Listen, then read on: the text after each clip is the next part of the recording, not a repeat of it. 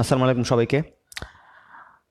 আমরা ফিজিক্সের 4টি লেকচার ধীরে ধীরে শেষ করে ফেলেছি এবং বিগত 1 মাস যাবৎ ক্লাসটা হচ্ছে। তো 1 মাস যাবৎ অ্যাকচুয়ালি যে বিষয়টা দেখা যাচ্ছে, যে ধীরে ধীরে আমরা অনেকগুলো চ্যাপ্টার শেষ করে ফেলছি। যারা যারা বাসায় মনোযোগ দিয়ে পড়তেছে এবং ফিজিক্স পাওয়ার বইটা সাথে রাখতেছে, তারা অ্যাকচুয়ালি দেখতেছে যে আসলে আমরা এখানে যা যা পড়তেছি তার অ্যাকচুয়ালি ম্যাক্সিমামই হচ্ছে ভর্তি পরীক্ষায় তোমাকে ইম্পর্ট্যান্ট যে টপিকগুলো, মোস্ট ইম্পর্ট্যান্ট টপিকগুলো আমরা শেষ করতেছি। তো এখানে যারা পড়ে সেই অনুযায়ী বাসায় প্রিপারেশন নিচ্ছে, দেখা যাচ্ছে যে মোটামুটি শেষ হয়ে যাচ্ছে, কিন্তু সিলেবাস অনেকটাই শেষ হয়ে যাচ্ছে, একদম 95% প্লাস সিলেবাস শেষ হয়ে যাচ্ছে। তো যারা যারা ধৈর্য ধরে এতদিন যাবৎ পড়তেছো, 1 মাস যাবৎ ক্লাসে যা যা পড়াচ্ছি সেই অনুযায়ী বাসায় প্র্যাকটিস করতেছো, তাদের জন্য অ্যাকচুয়ালি অগ্রিম শুভকামনা। তারা ফিউচারে খুব ভালো করবা। আর যারা যারা জাস্ট ক্লাসে অ্যাটেন্ড করতেছো কিন্তু বাসায় পড়তেছো না, তাদের জন্য অ্যাকচুয়ালি ব্যর্থতা আজ হোক কাল হোক তোমার গায়ে এসেই পড়বে যদি তুমি ঠিকমতো পরিশ্রম না করো। সো সবার প্রতি আমার রিকোয়েস্ট থাকবে কিংবা উপদেশ থাকবে যে এখানে পড়ার পাশাপাশি তুমি বাসায় যে টপিকগুলো পড়াচ্ছি সেই টপিকগুলো ভালো করে পড়ো। আজকে আমরা লেকচার 5 শুরু করতে যাচ্ছি। আমি তরিকুল ইসলাম। আজকে আমরা যে টপিকগুলো পড়বো সেগুলো হচ্ছে 2টা চ্যাপ্টার, ফার্স্ট পেপারের মহাকর্ষ অভিকর্ষ এবং কাজ শক্তি ক্ষমতা। তো আমরা আমাদের মহাকর্ষ অভিকর্ষ চ্যাপ্টার দিয়েই শুরু করব। বাট বিফোর দিস, তোমরা তোমাদের পরিচিত যারা ফ্রেন্ড আছে তাদের সবাইকে মেনশন করে জানিয়ে দাও যে লাইভ ক্লাসটা শুরু হয়ে গেছে। এই জন্য আমি তোমাদেরকে 30 সেকেন্ড টাইম দিব। সবাই কমেন্ট বক্সে তাদের ফ্রেন্ডদেরকে মেনশন করে জানাবে যে ক্লাসটা শুরু হয়ে গেছে এবং সবারই এখন জয়েন করা উচিত।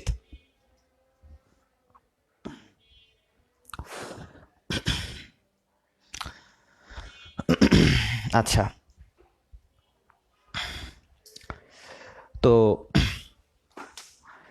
আমরা আজকে চ্যাপ্টারটা শুরু করতে পারি। মহাকর্ষ অভিকর্ষ। মহাকর্ষ মানে মহাবিশ্বের 2টা বস্তু, আমি যদি চিন্তা করি 2টা বস্তু তারা পরস্পরকে যে বলে আকর্ষণ করে সেটা হচ্ছে মহাকর্ষ। আর 2টা বস্তুর মাঝখানে একটা যদি হয়ে যায় পৃথিবী, তাহলে আমরা তাকে জানি হচ্ছে অভিকর্ষ। এই কথাগুলা খুবই সহজ, এগুলো আমরা ছোট থেকে পড়ি। সো এগুলো নিয়ে ডিটেলস বলার কিছু নাই, জাস্ট মনে রাখবা যে মহাকর্ষ সম্পর্কিত নিউটনের একটা সূত্র আছে যেটা হচ্ছে এফ ইজিকাল টু হচ্ছে জি m1 m2/d²। এই সূত্রটা বিশদভাবে ব্যাখ্যা করার কোনো প্রয়োজন নাই, কারণ তোমরা যথেষ্ট বড় হয়েছো। এই সূত্রটা অ্যাকচুয়ালি তোমরা সবাই ক্লাস 7-8 থেকেই পড়ে আসতেছো। ভর্তি পরীক্ষার জন্য এই সূত্রের তাৎপর্যপূর্ণ যে দিকটা আছে সেই দিকটা হচ্ছে, ভর্তি পরীক্ষায় এখানে যেহেতু জি এর মান আছে, জি এর মানটা হচ্ছে 6.67 ইন্টু 10⁻⁻11। সো ক্যালকুলেশন এফ এর মানটা বের করা একটু হলেও টাফ হয়ে যাবে এই মানটার জন্য। সো ভর্তি পরীক্ষায় ইদানিং চেষ্টা করে যে তোমার ডাইরেক্টলি কোনো একটা ক্যালকুলেশন না দিয়ে, অর্থাৎ বিষয়টা আমি ব্যাখ্যা করি, সে m1 এর মান 5 কেজি, m2 এর মান 10 কেজি, ডি এর মান 10 মিটার, সেক্ষেত্রে এফ এর মানটা কত হবে, এই ধরনের ডাইরেক্টলি কোনো ম্যাথ না দিয়ে ভর্তি পরীক্ষায় চেষ্টা করা হয় যেন এম এর মানটা 3-4 গুণ, m2 এর মানটা 2-3 গুণ এবং ডি এর মানটা এত গুণ করা হলে এফ এর মানটা কত গুণ হবে। অর্থাৎ আনুপাতিক হারে যে সম্পর্কের বিষয়টা, সেই সম্পর্কের বিষয়টা অ্যাকচুয়ালি পরীক্ষায় বেশি আসে যবে থেকে ক্যালকুলেটর নাই তবে থেকে। আচ্ছা, সেই আনুপাতিক একটা কোশ্চেন যদি আমরা দেখি, ঢাকা ইউনিভার্সিটির কোশ্চেন, খুব রিসেন্ট কোশ্চেন, 2014-15 অথবা 16-17 কোশ্চেন। 2টি কণার মধ্যে মহাকর্ষ বলের মান কেমন পরিবর্তন হবে? 2টি বস্তুর মধ্যে মহাকর্ষ বলের মান এফ এর মানটা কেমন পরিবর্তন হবে যদি একটি বস্তুর ভরকে দ্বিগুণ, অন্য একটি বস্তুর ভরকে 3 গুণ এবং একই সাথে এই দূরত্বটাকে দ্বিগুণ করা হয়, একই সাথে এদের দূরত্বটাকে দ্বিগুণ করা হয়। তো দেখো এখানে একটা জি আছে, জিটা হচ্ছে সার্বজনীন মহাকর্ষীয় ধ্রুবক। সেই ধ্রুবকটা এখানে বাদ যাবে, এফ সমানুপাতিক, অর্থাৎ এখানে একটা আনুপাতিক সম্পর্ক আমি নিয়ে আসলাম।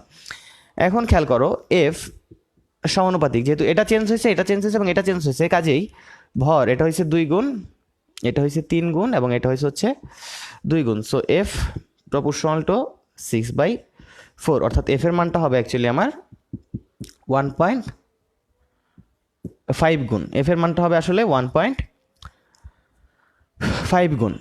তো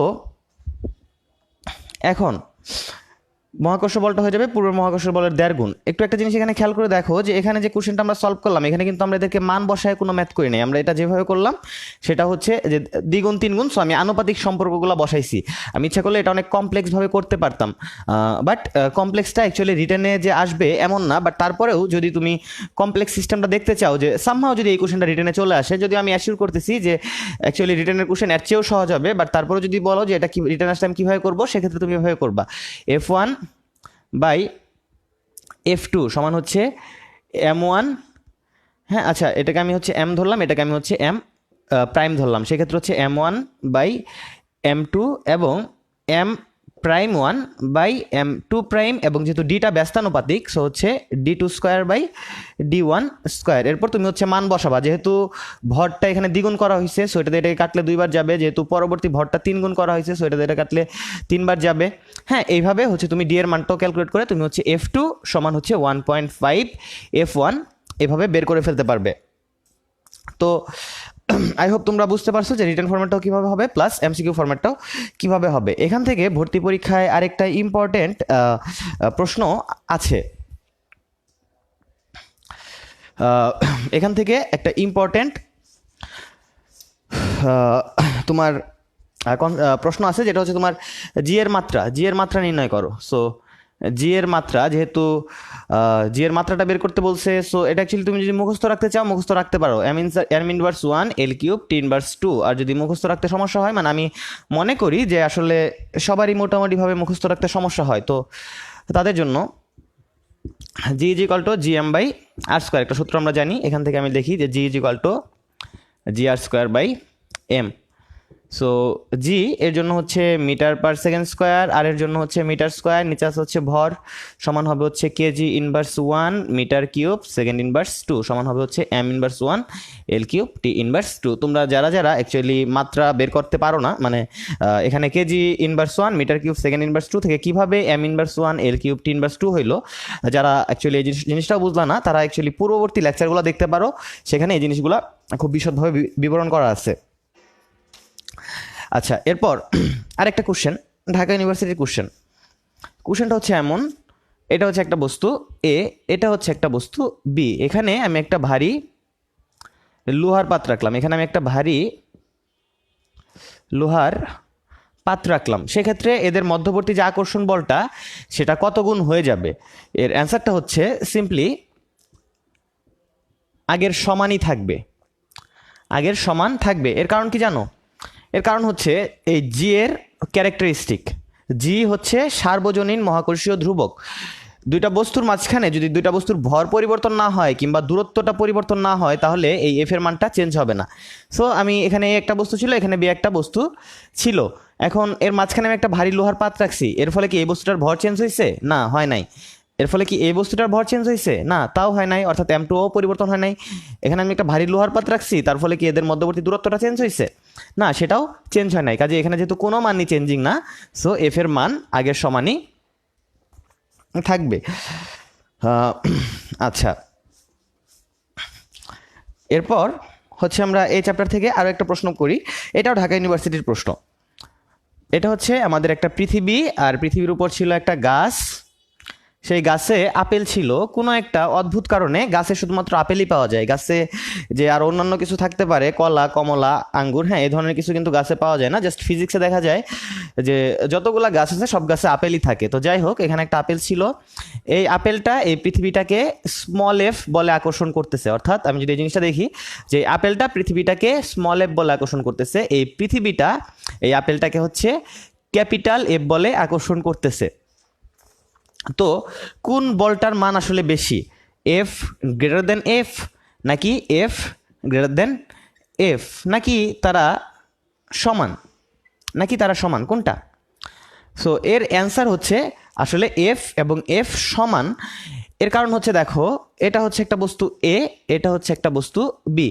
এখানে যে আকর্ষণ বলটা ক্রিয়া করে সেটা কিন্তু অ্যাকচুয়ালি পারস্পরিক আকর্ষণ বল, অর্থাৎ এ বস্তুর বি বস্তুর উপর আকর্ষণ বল এবং পাশাপাশি বি বস্তুর এ বস্তুর উপর আকর্ষণ বল। সো এখানে আমি যখন মহাকর্ষ সূত্র দিয়ে আকর্ষণ বলটা বের করব, তখন কিন্তু আমি অ্যাকচুয়ালি পারস্পরিক আকর্ষণ বল, অর্থাৎ এটার উপর আকর্ষণ বল কত এবং একই সাথে এই পৃথিবীটার এই আপেলটার উপর আকর্ষণ বল কত, সেই দুটা জিনিস একসাথে মেজার করতেছে। কিন্তু আমাদের মনে একটা খটকা লেগেই আছে যে যেহেতু মানে আমি এটা মানতে পারতেছি না যে যেহেতু আকর্ষণ বলটা সমান, তাহলে কেন আপেলটা পৃথিবীতে পড়ে, কেন পৃথিবীটা গিয়ে আপেলের উপর পড়ে না? কিংবা কেন তোমার একটা বাংলা ছবির মতো নায়ক নায়িকা দুই দিক থেকে এসে যেমন মাঝখানে মিলিত হয়, ওই রকম আপেল আর পৃথিবীটা মধ্যস্থলে মিলিত হয় না কেন? এর কারণ হচ্ছে তোমার পৃথিবীটার ভর আপেলের তুলনায় অনেক বেশি। এখানে যতটুকু ফোর্স তৈরি হয় সেই ফোর্সটা অ্যাকচুয়ালি আপেলটাকে পৃথিবীর দিকে টেনে নিতে সক্ষম, কিন্তু পৃথিবীটাকে আপেলের দিকে টেনে নিতে সক্ষম না, কারণ পৃথিবীর ত্বরণ দেওয়া এত সহজ না, যেহেতু পৃথিবীর ভরটা আপেলের তুলনায় অনেক বেশি। দ্যাটস ওয়াই এখানে যে বলটা সৃষ্টি হয়েছে এফ, সেটা অ্যাকচুয়ালি আপেলটাকে মুভ করে কিন্তু পৃথিবীটাকে মুভ করে না। সো আই হোপ তুমি বুঝছো এখানে যে আপেলটা মুভ করলেও কিন্তু আসলে এখানে আকর্ষণ বলটা সমান। আবার এই দিক দিয়ে যদি একটা মঙ্গল গ্রহ চলে আসতো, ধরো এখানে একটা মঙ্গল গ্রহ চলে আসছে, সেক্ষেত্রে ঘটনাটা যেটা হইতো সেটা হচ্ছে যে এই পৃথিবীটা গিয়েই, মানে আপেল বাদ এখন, সেক্ষেত্রে এই পৃথিবীটা গিয়েই এই মঙ্গল গ্রহের উপর কিন্তু পড়তো, মঙ্গল গ্রহ কিন্তু পৃথিবীর উপর পড়তো না। এক্স্যাক্টলি সেম কারণে তখন এই পৃথিবীটাই হচ্ছে আপেলের মতো কাজ করতো, কারণ মঙ্গল গ্রহের ভরটা অনেক বেশি, এই পৃথিবীটার ভর অনেক মঙ্গল গ্রহের তুলনায় কম হবে। তো আই হোপ তোমরা এই বিষয়টুকু বুঝতে পারছো। এরপর দেখো, বস্তুর ভর কখনো চেঞ্জ হয় না। আমরা যদি কোনো একটা বস্তুকে যদি আমি হচ্ছে যে কোনো জায়গাতেই নিয়ে যাই, বস্তুর ভর কখনো চেঞ্জ হয় না, বাট বস্তুর ওজনটা সিগনিফিকেন্টলি চেঞ্জ হয়।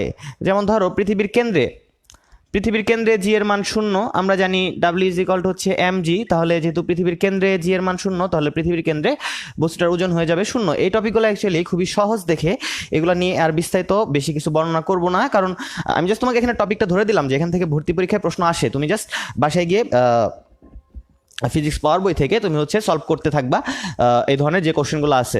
তো এখানে এটা হচ্ছে তোমার জি এর মান তোমার হচ্ছে বিভিন্ন সময় 0 হতে পারে। যেমন পৃথিবীর কেন্দ্রে জি এর মান 0 হয়, আবার আমি যদি একটা কৃত্রিম উপগ্রহে যাই সেক্ষেত্রে জি এর মান 0 হয়, আমি যদি মহাশূন্যে যাই সেক্ষেত্রেও জি এর মানটা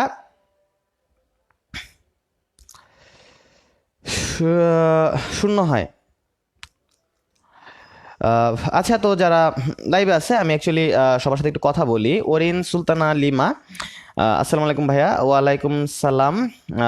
রিপ্তু কেমন আছেন? ভালো আছি ভাই। অ্যাকচুয়ালি সবার সালামের উত্তর আমি নিয়ে নিলাম, এবং যারা যারা জিজ্ঞাসা করছো যে ভাইয়া কেমন আছেন, সবাইকে বলতেছি আল্লাহর রহমতে আমি মোটামুটিভাবে ভালো আছি।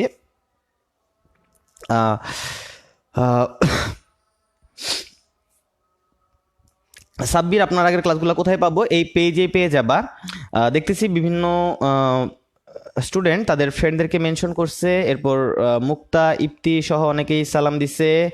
জাহিদ বলছে ভাইয়া কোশ্চেন ব্যাংক কোনটা ফলো করব? ফিজিক্স পাওয়ার ফলো করবা। কিংলেস সেবাস্টিন বলছে আপনার যে গ্রুপ আছে সেই গ্রুপে আর এক্সাম নেবেন কি না? হ্যাঁ, আমি এক্সাম নিব। অ্যাকচুয়ালি মাঝখানে কিছুদিন যাবত আমার ল্যাপটপটা একটু নষ্ট হয়েছে, সো আমি আমার ল্যাপটপটা ঠিক করতে দিছি। আমার ল্যাপটপটা ঠিক হওয়ার পরেই আমি আবার এক্সামগুলা নিতে থাকবো। সাব্বিরও বলছে যে ক্লাসগুলা কই পাবো? সো ক্লাসগুলা অ্যাকচুয়ালি পাওয়া যাবে এই পেজেই। তুমি পাস্ট পোস্টগুলো দেখবা, সব পোস্টে তোমার ফিজিক্স লেকচার দিয়ে ট্যাগ করা আছে আর কি। ঠিক আছে, তো অনেকেই এখন জয়েন করতেছো। সবাই বাকি ক্লাসটুকু মনোযোগ দিয়ে করো।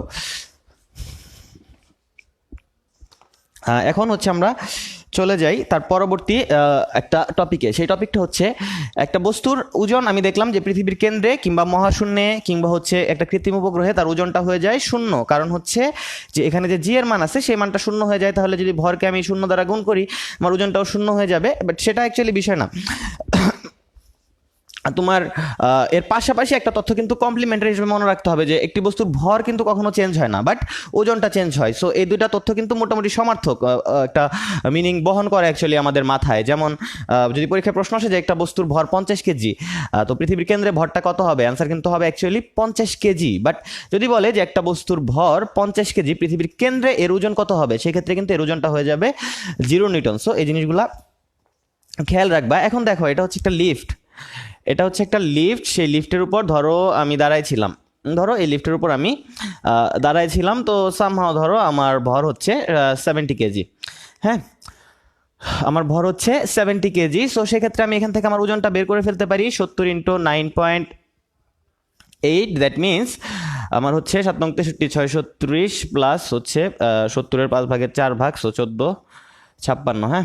সো হচ্ছে আমার যে অ্যান্সারটা আসে সেটা হচ্ছে 686 নিউটন। সো অ্যাকচুয়ালি আমার ভর 70 কেজি, সেখান থেকে আমি লিখতে পারি যে আমার ওজনটা হচ্ছে 686 নিউটন। তো আমার এই যে ওজনটা আছে সেই ওজনটা কিন্তু অ্যাকচুয়ালি চেঞ্জ হবে যখন আমার লিফটটা একটা ত্বরণে উপরের দিকে উঠবে, কিংবা যখন এই লিফটটা একটা ত্বরণে নিচের দিকে নামবে, তখন হচ্ছে অ্যাকচুয়ালি আমার ওজনটা চেঞ্জ হবে। লিফটটা যখন উপরের দিকে উঠবে তখন আমার ওজনটা হয়ে যাবে হচ্ছে W = m × G + A, অর্থাৎ আমার ওজনটা বৃদ্ধি পাবে। এবং লিফটটা যখন নিচের দিকে নামবে তখন আমার ওজনটা হয়ে যাবে W = m × G -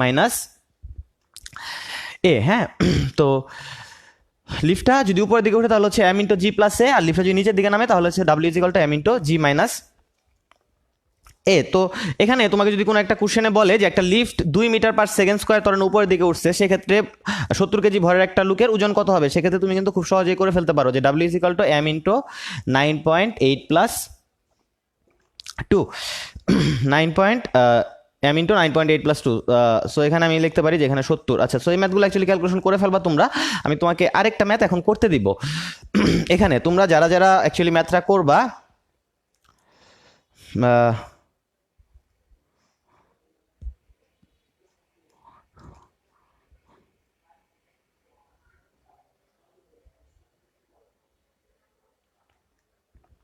তো তোমরা অ্যাকচুয়ালি আমি একটা ম্যাথ করতে দিব, সেই ম্যাথটা হচ্ছে তোমরা এখন মনোযোগ দিয়ে করবা।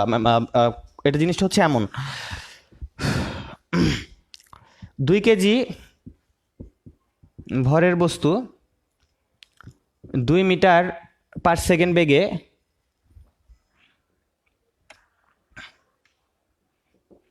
উপরে উঠছে, লিফটের উপর আছে।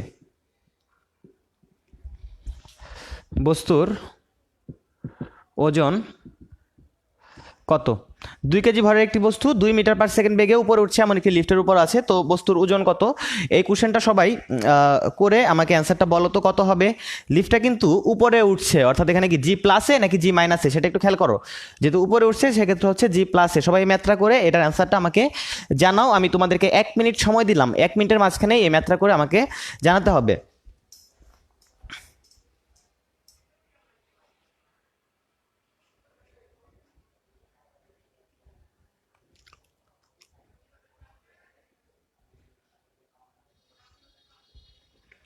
2 কেজি ভরের একটি বস্তু 2 মিটার/সেকেন্ড বেগে উপরে উঠছে, এমন একটি লিফটের উপর আছে। বস্তুর ওজনটা কত? সবাই সবাই এই কোশ্চেনটা সলভ করে আমাকে জানাও কত হবে অ্যান্সার। সবাই কোশ্চেনটা সলভ করে জানাও আমাকে। সবাই অ্যান্সার দাও, সবাই অ্যান্সার দাও। আমি দেখতেছি মোটামুটি 60 জনের মতো লাইভে আসো। তো অ্যাকচুয়ালি 60 জনের মতো যে লাইভ আসো, সবাই অ্যান্সারটা দেওয়ার চেষ্টা করো যে অ্যান্সারটা কত হতে পারে। স্বপ্নিল ইমন লিখছে 23.6। আদিজা আবনিল লিখছে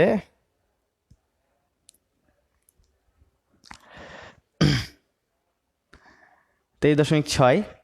হ্যাঁ, তো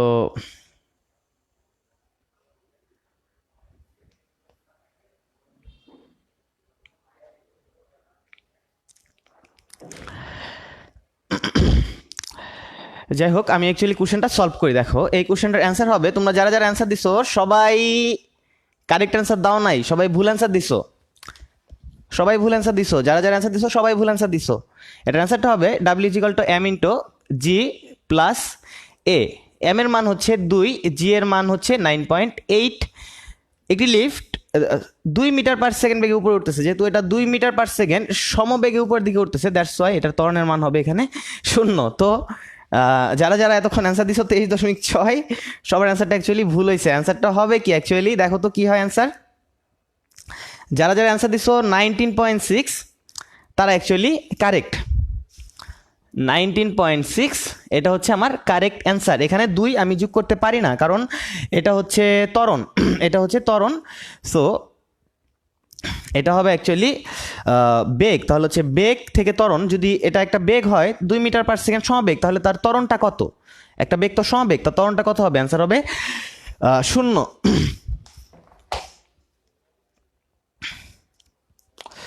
আচ্ছা, তো এরপর আমরা অন্য একটা কনসেপ্টে চলে যাব। সেই কনসেপ্টটা জাস্ট একটু সবাই একটু হোল্ড অন এ সেকেন্ড, হ্যাঁ।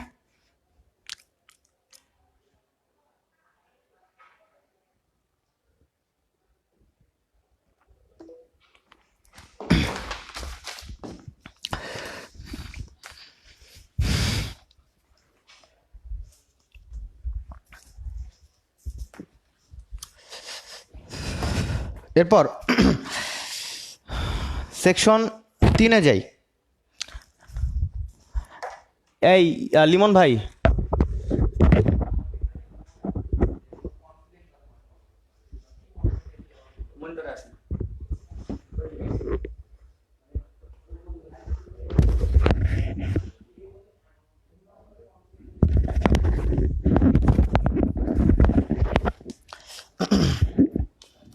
তো যাই হোক, অভিকর্ষজ ত্বরণ নির্ণয়, ঠিক আছে। তো অভিকর্ষজ ত্বরণ জেনারেলি দেখো খুব সহজে নির্ণয় করা যায়। সেটা হচ্ছে, এটা হচ্ছে আমার পৃথিবী, এটা হচ্ছে পৃথিবীর পৃষ্ঠ। এখানে অভিকর্ষজ ত্বরণ সেটা হচ্ছে g is equal to gm/r²। এই পৃষ্ঠে, এই পৃথিবীর পৃষ্ঠে আমি যদি অভিকর্ষজ ত্বরণ নির্ণয় করি তাহলে জি ইজ ইকুয়াল টু gm/r²। এই সূত্র দিয়ে খুব সহজেই মানটা বের করা যায়। আমি যদি পৃথিবীর পৃষ্ঠের উপর আবারও জি এর মান নির্ণয় করি তাহলে আরো একটা সূত্র আছে, সেটা হচ্ছে জি ইজ ইকুয়াল টু হচ্ছে 4/3 পাই আর রো জি। এই সূত্র দিয়েও অ্যাকচুয়ালি তোমার মানটা বের করা যায়। বাট আমি যদি এই পৃথিবীর পৃষ্ঠ থেকে উপরের দিকে যেতে থাকি সেক্ষেত্রে আমি হচ্ছে আর এই সূত্রটা ইউজ করতে পারবো না, অর্থাৎ এই সূত্রটা শুধুমাত্র নিচের জন্য। আমি যদি পৃথিবীর থেকে উপরের দিকে যাই তাহলে হচ্ছে শুধুমাত্র আমার জি ইজ ইকুয়াল টু gm/r+h² এই সূত্র দিয়ে মান বের করতে হবে, অর্থাৎ এখানে আর -h² কোনো ভেরিয়েশন নাই। আবার আমি যদি এই সূত্র দিয়ে কাজ করি তাহলে শুধুমাত্র আমি পৃথিবীর পৃষ্ঠ থেকে শুরু করে নিচের দিকে গভীরতায় গিয়ে জি এর মানটা বের করতে পারবো, অর্থাৎ জি এর মান হবে 4/3 পাই আর -h রো জি, অর্থাৎ এটার হচ্ছে আমার +h দিয়ে কোনো ভেরিয়েশন নাই, ঠিক আছে। তো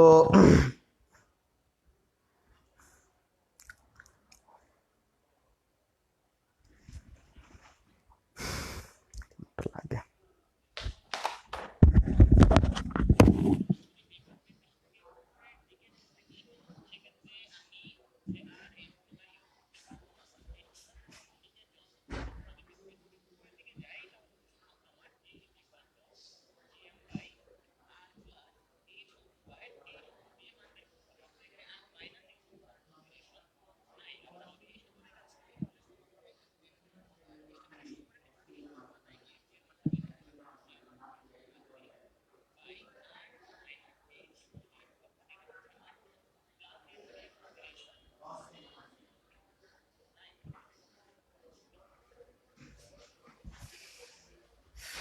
আচ্ছা, অ্যাকচুয়ালি খুবই সরি, একটু যান্ত্রিক প্রবলেমের জন্য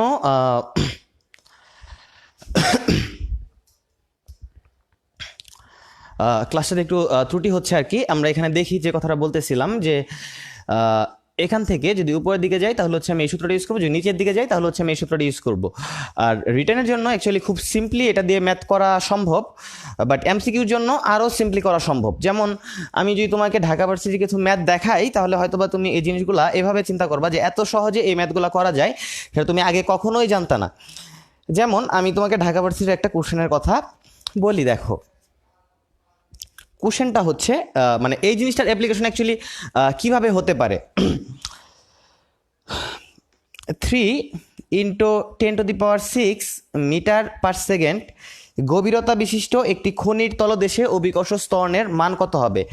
এতটুকু গভীরতা বিশিষ্ট একটি খনির তলদেশে অভিকর্ষজ ত্বরণের মান কত হবে দেয়া আছে। আমাদের যে পৃথিবীর পৃষ্ঠ সেখানে জি এর মান হচ্ছে 10 এবং পৃথিবীর পৃষ্ঠে যে আর এর মান সেটা হচ্ছে 6 × 10⁶। অর্থাৎ আমার কোশ্চেনটা যদি আমি একটু সিম্পলি ডিসক্রাইব করি তাহলে এমন হয়ে গেল যে এই পৃথিবীর পৃষ্ঠে যদি এখানে যদি আর এর মান হয় 6 × 10⁶, এবং এখানে আমার একটা গভীরতা বলছে, সেই গভীরতাটা যদি হয় 3 × 10⁶, যদি এখানে জি এর মান হয় 10 তাহলে এখানে জি এর মানটা কত?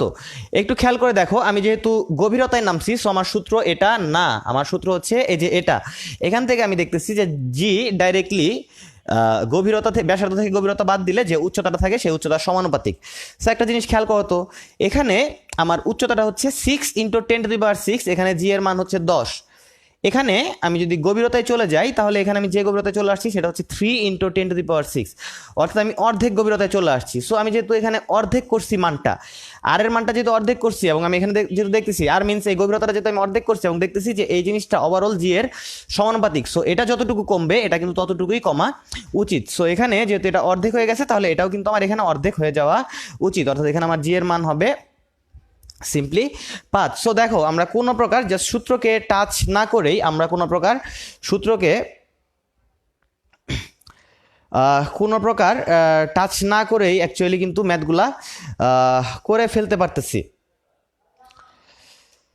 ওকে, তো এরপর আমরা যদি আরও কিছু শর্টকাট দেখি এই সূত্রগুলো থেকেও আরও কিছু চমকপ্রদ শর্টকাট বের করা সম্ভব, যা তোমার ঢাকা ইউনিভার্সিটি 2006-07 একটা কোশ্চেন আমি সলভ করি। ঢাকা ইউনিভার্সিটি 2006-07 কোশ্চেনটা হচ্ছে এমন: পৃথিবীর পৃষ্ঠ থেকে কত উচ্চতায় অভিকর্ষ ত্বরণের মান পৃথিবীর পৃষ্ঠের মানে 1/1 হবে। সো আমার যে সূত্রটা আমার ইউজ করতে হবে সেটা হচ্ছে, দেখো আমি কোশ্চেনটা একবার তোমাকে বলে নেই। পৃথিবীর পৃষ্ঠ থেকে কত উচ্চতায় অভিকর্ষ ত্বরণের মান পৃথিবীর পৃষ্ঠের অভিকর্ষ ত্বরণের মানের 1/1 হবে। সো 1/1 মানে কি? 1/100, তাই না? 1/1 মানে হচ্ছে 1/100। সো এই 100 সংখ্যাটাকে আমার নিতে হবে। এখানে √100 - 1 ইন্টু পৃথিবীর যে ব্যাসার্ধ আছে 6.4 × 10⁶ সমান হবে হচ্ছে আমার 9 × 6.4 × 10⁶। আমি ক্যালকুলেশনটা অ্যাকচুয়ালি যেহেতু ক্যালকুলেটর হাতে নাই সো করবো না, বাট ক্যালকুলেটর ছাড়া এটা করা সম্ভব। বাট মেইন থিমটা বোঝো। আমাকে বলছে যে পৃথিবীর পৃষ্ঠ থেকে কত উচ্চতায় গিয়ে জি এর মান পৃথিবীর পৃষ্ঠের অভিকর্ষ ত্বরণের মানের 100/1 হবে। সো 1/100 হবে, তাই না? সো এখানে আমার উপরে 1 রাখার পর নিচে যেটা আসে সেই সংখ্যাটাকে আমার এখানে নিতে হবে, সেটা হচ্ছে 100। আর এখানে একটা -1 সূত্রের, আর এখানে হচ্ছে আমার যে ব্যাসার্ধ আছে সেটা, অর্থাৎ আমি যদি সূত্রটা লিখি তাহলে হচ্ছে h হচ্ছে আমার √n - 1 ইন্টু আর। এই সূত্র দিয়ে আমরা যদি আরও কিছু কোশ্চেন প্র্যাকটিস করি, মানে আমরা আপাতত এমসিকিউর জন্য পড়তেছি, পরবর্তীতে আমরা হচ্ছে রিটেনের জন্য পড়বো নি, এখনই পড়বো এই ম্যাথ এমসিকিউটা শেষ হইলে আর কি। আরেকটা কোশ্চেন দেখো, ভূপৃষ্ঠ থেকে, মানে এটা হচ্ছে জাহাঙ্গীরনগর ভার্সিটির কোশ্চেন, ভূপৃষ্ঠ থেকে কত উঁচুতে জি এর মান ভূপৃষ্ঠের 1/8 অংশ হবে। ভূপৃষ্ঠ থেকে কত উঁচুতে জি এর মান ভূপৃষ্ঠের 8/8 হবে, অর্থাৎ √n - 1 ইন্টু আর। এটা হচ্ছে আমার সূত্র। যেহেতু এখানে আমার 8/1 হবে তাহলে আমার n এর মান হচ্ছে অ্যাকচুয়ালি 8। সো √8 - 1 ইন্টু আর। √8 মানে হচ্ছে 2√2 - 1 ইন্টু আর। সো √2 মানে হচ্ছে 1.41। সো সবাই একটু বলো তো, এটা যদি হয় তোমার 1.41 তাহলে এখানে হচ্ছে 2.82 - 1 আর। এখন তারা যে অ্যান্সারগুলো দিচ্ছে সেই অ্যান্সারগুলো ছিল হচ্ছে এমন: এ নাম্বার আর, বি নাম্বার হচ্ছে 1.8 আর, সি নাম্বার হচ্ছে 3.6 আর, এবং ডি নাম্বার হচ্ছে তোমার 5.4 আর। সো এখানে কোনটা অ্যান্সার হবে তুমি সেই অ্যান্সারটা কমেন্ট করে খুব দ্রুত জানাও, এ নাকি বি নাকি সি নাকি ডি। কোনটা অ্যান্সার হবে খুব কুইকলি কমেন্ট করে জানাও। সেই সুবাদে আমি তোমাদেরকে প্রশ্নটা আরেকবার রিভিশন দিয়ে দিই। পৃথিবীর পৃষ্ঠ থেকে কত উঁচুতে জি এর মান পৃথিবীর পৃষ্ঠের অভিকর্ষ ত্বরণের মানের 8/1 হবে। সো যেহেতু 8/1 তাহলে n এর মান হচ্ছে এখানে 8। সো √8 - 1, √8 এর মান হচ্ছে আমার √2, যেখান থেকে আমি জানি যে √2 মান হচ্ছে 1.41, তাহলে হচ্ছে 2√2 মান হবে 2.82 - 1। সো আমার অ্যান্সার কোনটা হবে এখন? দেখি কে কে ক্লাস করতেছে, কে কে অ্যাকচুয়ালি মনোযোগী, কে কে ক্লাসগুলো বুঝতেছে। যারা ক্লাসগুলো বুঝতেছে তারা কিন্তু অ্যাকচুয়ালি সঠিকটা কমেন্ট করতে পারবে, আর যারা বুঝতেছে না আমি বুঝে নিব যে অ্যাকচুয়ালি তারা হচ্ছে মনোযোগ দিয়ে ক্লাসটা দেখতেছে না। কারণ যারা মনোযোগ দিয়ে ক্লাস করতেছে তারা কিন্তু অলরেডি অ্যান্সারটা ফাইন্ড আউট করে ফেলছে। সো তুমি কমেন্ট করে জানাই দাও অ্যান্সার কোনটা হবে এখানে।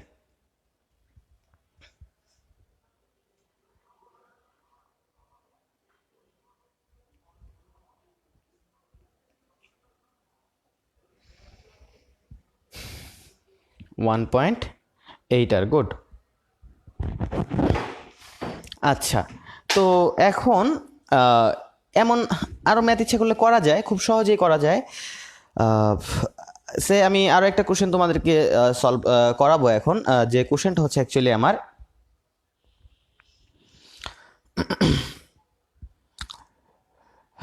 জাহাঙ্গীরনগর, এটাও জাহাঙ্গীরনগর ইউনিভার্সিটির কোশ্চেন। তো অ্যাকচুয়ালি এই কোশ্চেনগুলো স্ট্যান্ডার্ড, সো এই কোশ্চেনগুলো সলভ করলে অনেক কিছু শেখা যায়। কোশ্চেনটা আমি তোমাকে মুখে বলি, দেখো। সেই কোশ্চেনটা হচ্ছে এমন যে পৃথিবীর পৃষ্ঠের উপর যে আর এর মান আছে, পৃথিবীর পৃষ্ঠের যে ব্যাসার্ধ আছে সেটা হচ্ছে 6.4 ইন্টু 10⁻⁶। এখানে জি এর যে মানটা আছে সেটা হচ্ছে আমার 9.8। এই পৃথিবীর পৃষ্ঠ থেকে আমার কতটুকু উচ্চতায় গেলে জি এর মানটা হয়ে যাবে 4.9, জি এর মানটা 4.9 হয়ে যাবে কতটুকু উচ্চতায় গেলে। তো দেখো, এটা হচ্ছে আমি যদি শর্টকাট আকারে সলভ করতে যাই, তাহলে একটা জিনিস খেয়াল করো তো, এখানে জি এর মান ছিল পৃথিবীর পৃষ্ঠে 9.8, তো জি এর মানটা হয়ে গেছে 4.9, অর্থাৎ জি এর মানটা অ্যাকচুয়ালি হয়ে গেছে আমাদের হাফ গুণ। হাফ গুণ মানে কি, আমার এইচ ইজ ইকুয়াল টু হচ্ছে √n-1 আর। সো এখানে আমি এন এর মানটা পাইলাম অ্যাকচুয়ালি 2, কারণ এখানে জি এর মানটা 9.8 থেকে 4.9 হয়েছে, তো হাফ হয়েছে, সো এখানে এন এর মান 2। সো হচ্ছে আমি এখানে দেখতেছি √2-1 আর এখানে থাকে হচ্ছে আর। হ্যাঁ, তো এরপর জাস্ট এটা ক্যালকুলেশন করলেই একটা মান পাওয়া যাবে। তো এগুলা ছিল অ্যাকচুয়ালি শর্টকাট ফরম্যাট, বাট পাশাপাশি রিটেন ফরম্যাটের জন্য এই ম্যাথগুলা আসতে পারে, কারণ ম্যাথগুলা ছোট। সো আমি রিটেন ফরম্যাটে একটা ম্যাথ দেখাই, সে ধরো ফার্স্টে যে ম্যাথটা আমি তোমাকে দেখাইছিলাম সেই ম্যাথটাই আমি তোমাকে রিটেন ফরম্যাটের জন্য দেখাই দিই। যেমন ধরো, এটা হচ্ছে আমাদের পৃথিবী। আমি একটু ক্লিয়ার করে রাখি, এটা হচ্ছে আমার পৃথিবী। এই পৃথিবীর কেন্দ্রে, এই পৃথিবীর কেন্দ্রে জি এর মান 0। এই পৃথিবীর পৃষ্ঠে জি এর মানটা হচ্ছে সর্বোচ্চ, সেটা হচ্ছে 9.8। আমি যদি এখান থেকে আরও উপরের দিকে যেতে থাকি তাহলে হচ্ছে জি এর মানটা আস্তে আস্তে কমতে থাকে। কোনো একটা জায়গায় গিয়ে তারা আমাকে বলছে যে জি এর মানটা পৃথিবীর পৃষ্ঠের যে অভিকর্ষ ত্বরণের মান আছে সেটার 100 ভাগের 1 ভাগ হয়ে গেছে, অর্থাৎ জি প্রাইমের মান হচ্ছে অ্যাকচুয়ালি আমার g/100। আমি ধরলাম এখানে যে একটা উচ্চতা আছে সেই উচ্চতা হচ্ছে এইচ, অর্থাৎ এইচ উচ্চতায় গিয়ে জি এর মানটা g/100 হয়ে গেছে। সো রিটেন ফরম্যাটের জন্য আমি যেভাবে করব সেটা হচ্ছে জি ইজ ইকুয়াল টু হচ্ছে gm/r² এবং g prime is equal to হচ্ছে gm/r+h²। সো এখান থেকে আমি লিখতে পারি g prime by g is equal to হচ্ছে gm/r+h² ইন্টু gm/r²। জাস্ট বজ্রগ্রহণ করছি, জিএম কাটা যাবে। হ্যাঁ,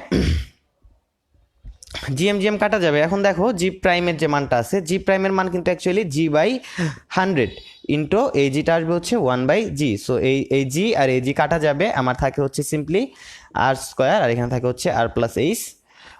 এরপর আমি হচ্ছে বর্গমূল করে ফেলি, যদি বর্গমূল করে ফেলি তাহলে আমার অ্যান্সারটা আসতেছে হচ্ছে 1/10 ইজ ইকুয়াল টু হচ্ছে আর এখানে থাকে হচ্ছে আমার r+h। সো এখান থেকে আমি পাই যে তোমার h ইজ ইকুয়াল টু হচ্ছে 9r, অর্থাৎ ওই যে শর্টকাট যে সিস্টেমটা ছিল এইচ ইজ ইকুয়াল টু হচ্ছে √10-1 আর, মানে হচ্ছে অ্যাকচুয়ালি 9r। সো দেখো ওটার সাথে কিন্তু অ্যান্সারটা অ্যাকচুয়ালি ম্যাচ করছে। এরপর তুমি জাস্ট এখানে সিম্পলি আর এর মানটা বসাবা এবং এটাকে গুণ করে দিবা। তো এই গুণগুলো অ্যাকচুয়ালি সহজই, আমি তোমাদেরকে ডেসিমালের গুণ এর আগেও শিখাইছি।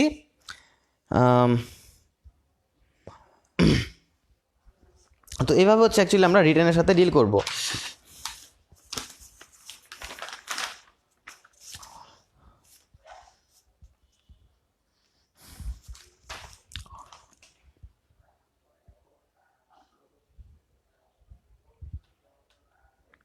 এরপর চলে যাও হচ্ছে মুক্তিবেগ।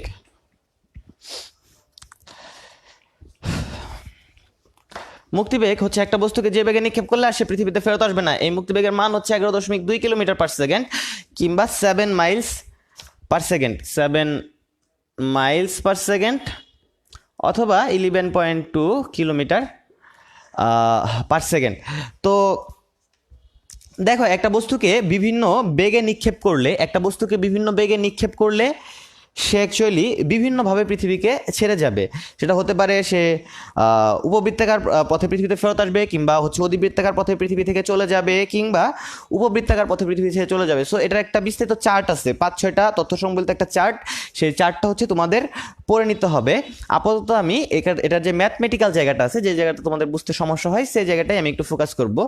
মুক্তিবেগ ভিই এই মুক্তিবেগের যে মানগুলো আছে, রাশিমালা আছে, সেটা হচ্ছে এমন, ভিই ইজ ইকাল টু হচ্ছে রুট ওভার 2 GR। আর আরেকটা জিনিস খেয়াল করো, জি ইজ ইকাল টু হচ্ছে GM by R square. So এখান থেকে আমার GR এর মান হবে GM by R. So VE is equal to হচ্ছে root over 2 GM by R. হ্যাঁ, তো এই হচ্ছে মুক্তিবেগের দুইটা রাশিমালা। এই দুইটা রাশি থেকে আমার মুক্তিবেগ সংক্রান্ত অনেক ম্যাথ করা লাগতে পারে। যারা যারা এখানে অ্যাকচুয়ালি হিন্টটা বুঝতে পারতেছো, যারা যারা অ্যাকচুয়ালি এখানে আমি কি হিন্ট দিতে চাচ্ছি সেটা বুঝতে পারতেছো না, তারা কাইন্ডলি চলতরিৎ যে লেকচারটা দিছি সেই চলতরিৎ লেকচারে চলে যাবা। চলতরিৎ লেকচার পুরাটা পড়বা, সেখানে দেখানো আছে P is equal to VI, আবার পি ইজ ইকাল টু হচ্ছে আই স্কোয়ার আর, আবার পি ইজ ইকাল টু হচ্ছে ভি স্কোয়ার বাই আর। তাহলে ক্ষমতা এটা কখন আর এর সমানুপাতিক হবে, আবার কখন আর এর ব্যস্তানুপাতিক হবে, আবার পিটা কখন ভি এর সমানুপাতিক হবে, আবার কখন ভি এর বর্গের ব্যস্তানুপাতিক হবে, আবার এই পিটাই কখন হচ্ছে তোমার আয়ের সমানুপাতিক হবে, আবার পিটাই কখন আই স্কোয়ারের সমানুপাতিক হবে। তুমি দেখো পি হচ্ছে ক্ষমতা, এটা একই সাথে আর এর সাথে সমানুপাতিক এবং আর এর সাথে ব্যস্তানুপাতিক। এখানে যে সম্পর্কটা দেখতেছি সেই সম্পর্কটা রাখতে পারে না। সো তাকে যে কোনো একদিকে যেতে হবে, অর্থাৎ তাকে এই পিটাকে আর এর সাথে আইদার সমানুপাতিক থাকতে হবে অথবা ব্যস্তানুপাতিক থাকতে হবে। তাহলে সে কোনটা থাকবে, সেটা কিসের উপর ডিপেন্ডেন্ট, এই জিনিসগুলো বিস্তারিত বুঝতে হলে তোমাকে চলতরিৎ লেকচারটা দেখতে হবে। সো এখানেও সেম জিনিসটাই তোমাকে বুঝতে হবে, বুঝে ম্যাথ করতে হবে। এখানে দেখো মুক্তিবেগ একবার হচ্ছে ব্যাসার্ধের সমানুপাতিক, আরেকবার হচ্ছে ব্যাসার্ধের ব্যস্তানুপাতিক। সো কোনটা কখন হবে সেই জিনিসটা তোমাকে বুঝতে হবে। এই কনসেপ্টটা এই কনসেপ্টটা সেম। সো এই কনসেপ্টটা তোমরা হচ্ছে এই কনসেপ্ট থেকে বুঝে নিবা বিস্তারিতভাবে। আমি এখান থেকে আপাতত কিছু ম্যাথ করাই, হ্যাঁ, যেগুলো অ্যাকচুয়ালি যারা পূর্ববর্তী ক্লাসগুলো মনোযোগিতা করছো তারা খুব সহজেই বুঝে যাবা, বাট যারা নতুন নতুন জয়েন করছো তারা হচ্ছে চলতরিৎ পুরোটা দেখে তারপর হচ্ছে বুঝতে পারবা, আদারওয়াইজ তোমাদের বুঝতে প্রবলেম হবে।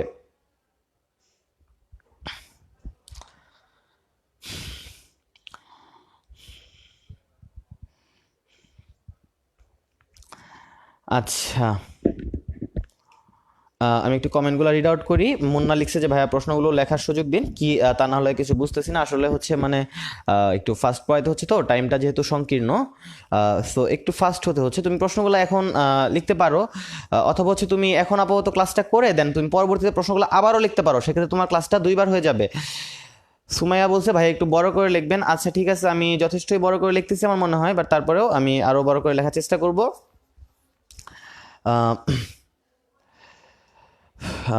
এরপর আমি একটু বাকি যারা কি কি বলতেছে একটু সেই কথাগুলো শোনার চেষ্টা করি, আসলে স্টুডেন্টদের কথা।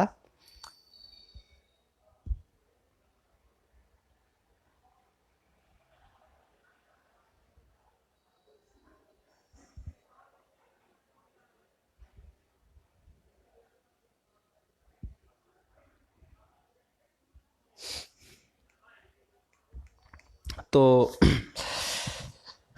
মুক্তিবেগ, এখান থেকে দেখো আমরা কিছুটা ম্যাথ করি। ফার্স্টে আমি এখানে সাইড করে মুক্তিবেগের একটা সূত্র লিখে নিলাম, ভিই ইজ ইকাল টু হচ্ছে রুট ওভার 2GR, আরেকটা হচ্ছে ভিই ইজ ইকাল টু হচ্ছে রুট ওভার 2GM বাই আর। দেখো একটা কোশ্চেন, ঢাকা ইউনিভার্সিটির কোশ্চেন, 2011-12 কোশ্চেন। কোশ্চেনটা হচ্ছে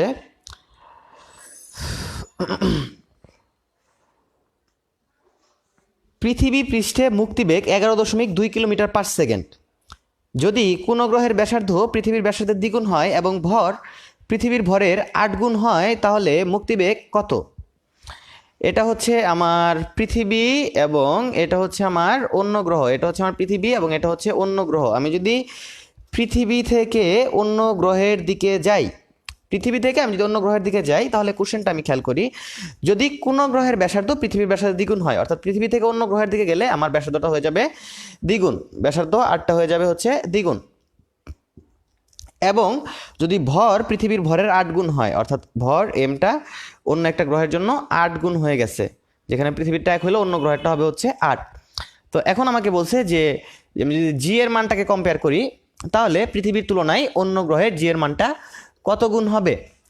তো এখানে দেখো যেহেতু এম এবং আর চেঞ্জিং, তাহলে আমাকে এমন একটা সূত্র এখান থেকে নিতে হবে যেখানে এম এবং আর আছে, এম এবং আর আছে, সেই সূত্র হচ্ছে এই 2 নাম্বারটা, অর্থাৎ রুট ওভার 2GM বাই আর। এখান থেকে আমি দেখতেছি v e directly proportional to root over m by r, কারণ এখানে টুটাও চেঞ্জ হচ্ছে না এবং এই জিটাও চেঞ্জ হচ্ছে না, শুধুমাত্র ভরটা চেঞ্জ হচ্ছে, এমটা চেঞ্জ হচ্ছে এবং আরটা চেঞ্জ হচ্ছে। সো ভিই সমানুপাতিক √8/2। সো ভিই প্রপোর্শনাল টু 2, অর্থাৎ আমাদের যে মুক্তিবেগ আছে সেই মুক্তিবেগটা হয়ে যাবে দ্বিগুণ, তাহলে মুক্তিবেগটা হয়ে যাবে অ্যাকচুয়ালি 22.4।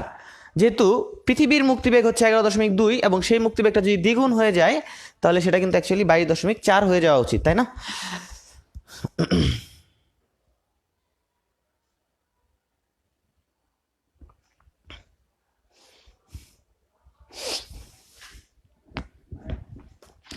ভাইয়া কোন ভার্সিটির স্টুডেন্ট? ভাইয়া আমি হচ্ছে কোনো ভার্সিটিতে পড়ালেখা করি না, অনার্সটা সরি এসএসসিটা কোনো রকম পাস করছিলাম, তারপর থেকে হচ্ছে ইন্টারের ফিজিক্স পড়াই, বুঝছো? তোমাদের মনোযোগ থাকা উচিত ক্লাসের দিকে, ভাইয়ার দিকে না। তোমাদের ক্লাসের যা পড়াচ্ছি সেদিকে টোটালি কনসেন্ট্রেট করো। পার্সোনাল কোশ্চেন আমার টোটালি অপছন্দ। এরপর তোমরা হচ্ছে তার পরবর্তী স্টেপগুলোতে চলে যাও। আমাদের তার পরবর্তী স্টেপগুলোতে আমরা যদি দেখি, আমাদের হচ্ছে পৃথিবীর বিভব।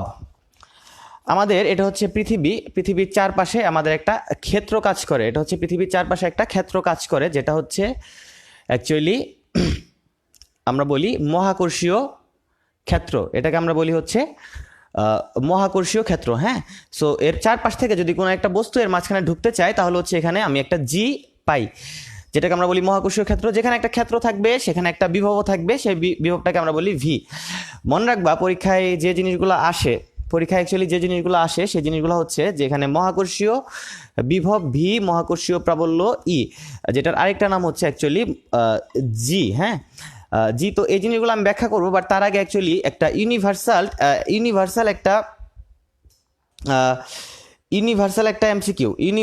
একটা এমসিকিউ যেটা হচ্ছে আমি এখন কথা বলবো এটা নিয়ে। তোমার মহাকর্ষের জন্য মহাকর্ষীয় বিভব, মহাকর্ষীয় প্রাবল্যের জন্য মহাকর্ষীয় ক্ষেত্র প্রাবল্য। আচ্ছা, তড়িতের জন্য তড়িৎ বিভব, আর তড়িতের জন্য হচ্ছে তড়িৎ প্রাবল্য। চৌম্বকের জন্য হচ্ছে চৌম্বক বিভব এবং চৌম্বকের জন্য হচ্ছে চৌম্বক প্রাবল্য। তো এই যে বিষয়গুলো আছে সকল ক্ষেত্রের জন্যই, সকল ফিল্ডের জন্যই আমি সেখানে একটা বিভব এবং প্রাবল্য পাচ্ছি। তো মনে রাখবা যে সকল বিভব আমি যে বিভবই নেই না কেন, সেটা হতে পারে মহাকর্ষীয়, সেটা হতে পারে তড়িৎ, সেটা হতে পারে চুম্বক, সেগুলো সবই স্কেলার রাশি, সবই হচ্ছে স্কেলার রাশি। আবার সকল প্রাবল্য সেগুলো হচ্ছে আমার অ্যাকচুয়ালি ভেক্টর রাশি। তো সকল বিভব হচ্ছে স্কেলার রাশি আর সকল প্রাবল্য হচ্ছে তোমার সকল বিভব হচ্ছে স্কেলার রাশি এবং সকল প্রাবল্য হচ্ছে ভেক্টর রাশি।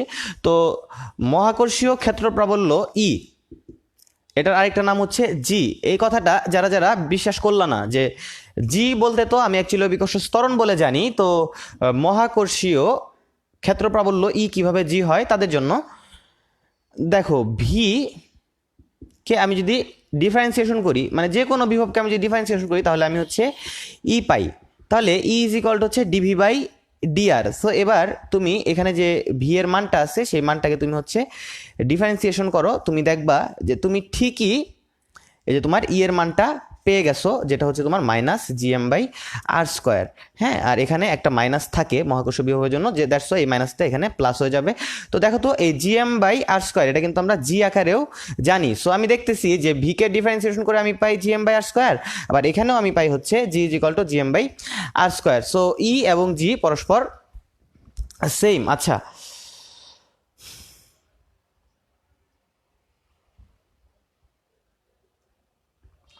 তো এই জিনিসটুকু পড়বা। এখন তোমার এই যে এখান থেকে কিছু এমসিকিউ আসে যে ভি এর মান, দেখো এই যে ভি এর মান যে -gm/r, এখান থেকে কিছু এমসিকিউ আসবে। ভি ইজ ইকুয়াল টু হচ্ছে -gm/r, V is equal to হচ্ছে -gm/r। আচ্ছা, এই হচ্ছে আমার সূত্র।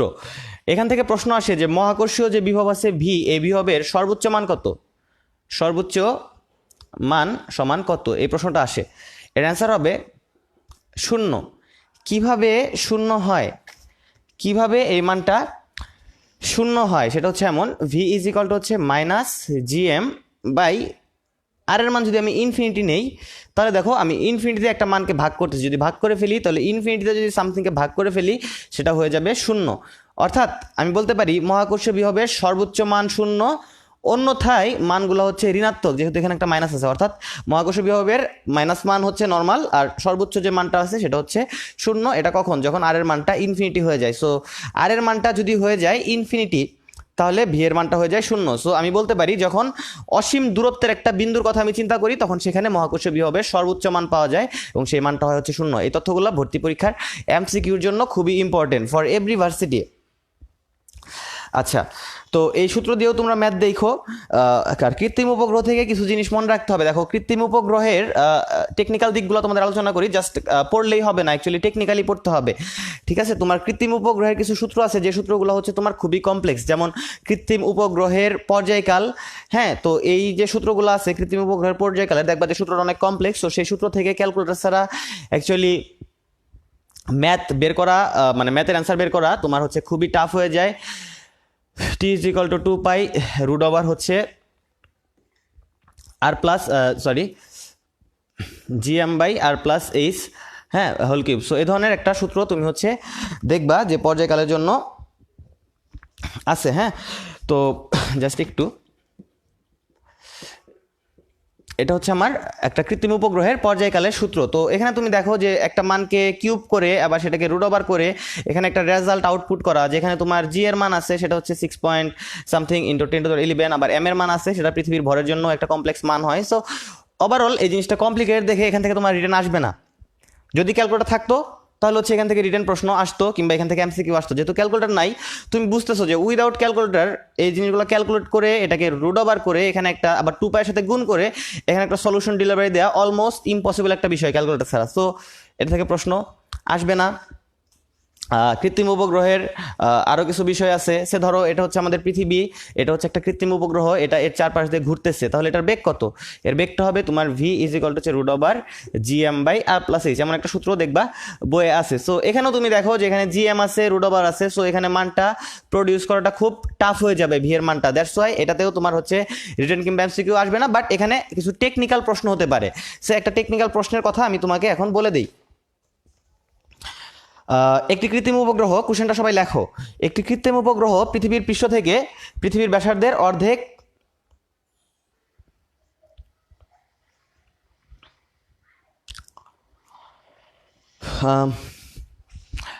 যেটা বলতেছিলাম যে হচ্ছে তোমার একটি কৃত্রিম উপগ্রহ পৃথিবীর পৃষ্ঠ থেকে পৃথিবীর ব্যাসার্ধের অর্ধেক উচ্চতায় ঘুরে, ওই উচ্চতায় এর গতিবেগটা কত?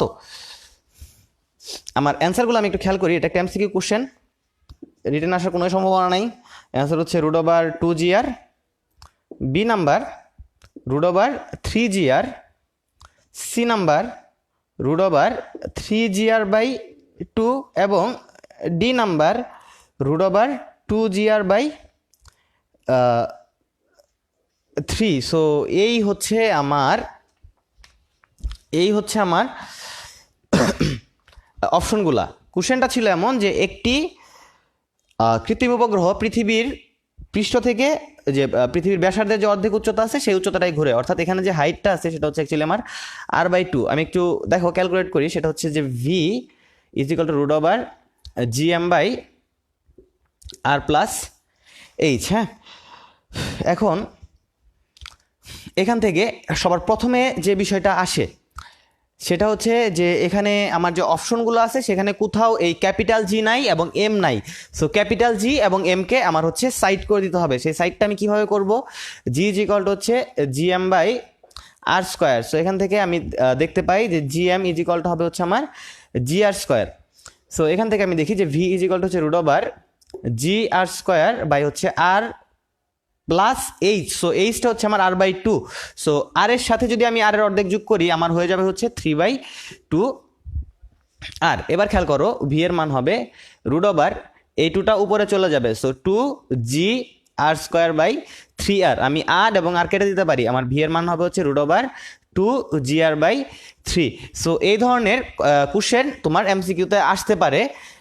অর্থাৎ 2GR/3 মানে এটা হবে অ্যান্সার। সো এই ধরনের কোশ্চেন অ্যাকচুয়ালি তোমার এমসিকিউতে আসতে পারে যদি অ্যাকচুয়ালি এখান থেকে টেকনিক্যাল কোশ্চেন করে, বাট অ্যাকচুয়ালি টেকনিক্যাল কোশ্চেন মানে এখান থেকে করার সম্ভাবনাটা খুবই কম। এই চ্যাপ্টারের ইম্পর্টেন্ট জায়গাগুলো আমি যদি খেয়াল করি তাহলে হচ্ছে তুমি লিফটের ম্যাথগুলো পড়বা, প্লাস এই যে এখানে একটু আগে যেটা পড়াচ্ছিলাম যে এই পৃথিবীর পৃষ্ঠ থেকে উপরে গেলে জি এর মান কত, নিচে গেলে জি এর মান কত, এই জিনিসগুলো তুমি হচ্ছে পড়বা, ঠিক আছে? আচ্ছা, আমরা হচ্ছে শুরু করব কাজ শক্তি ক্ষমতা।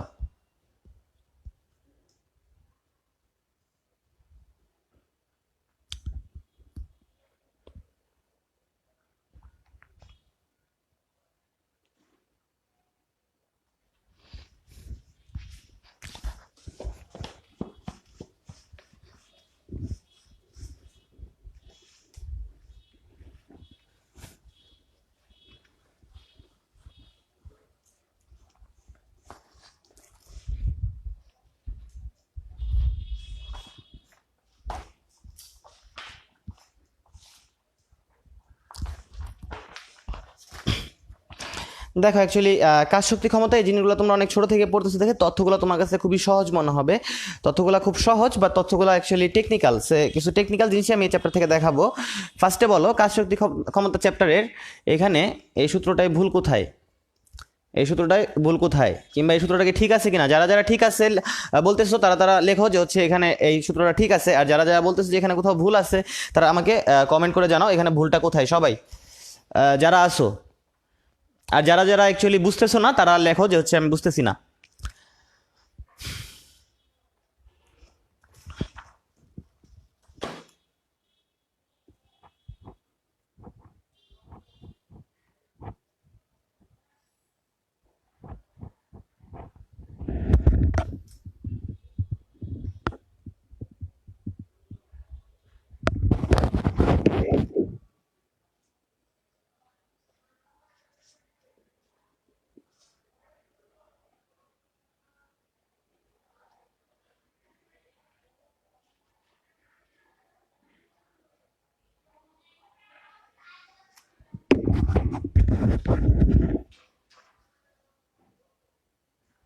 দেখি সঠিক অ্যান্সার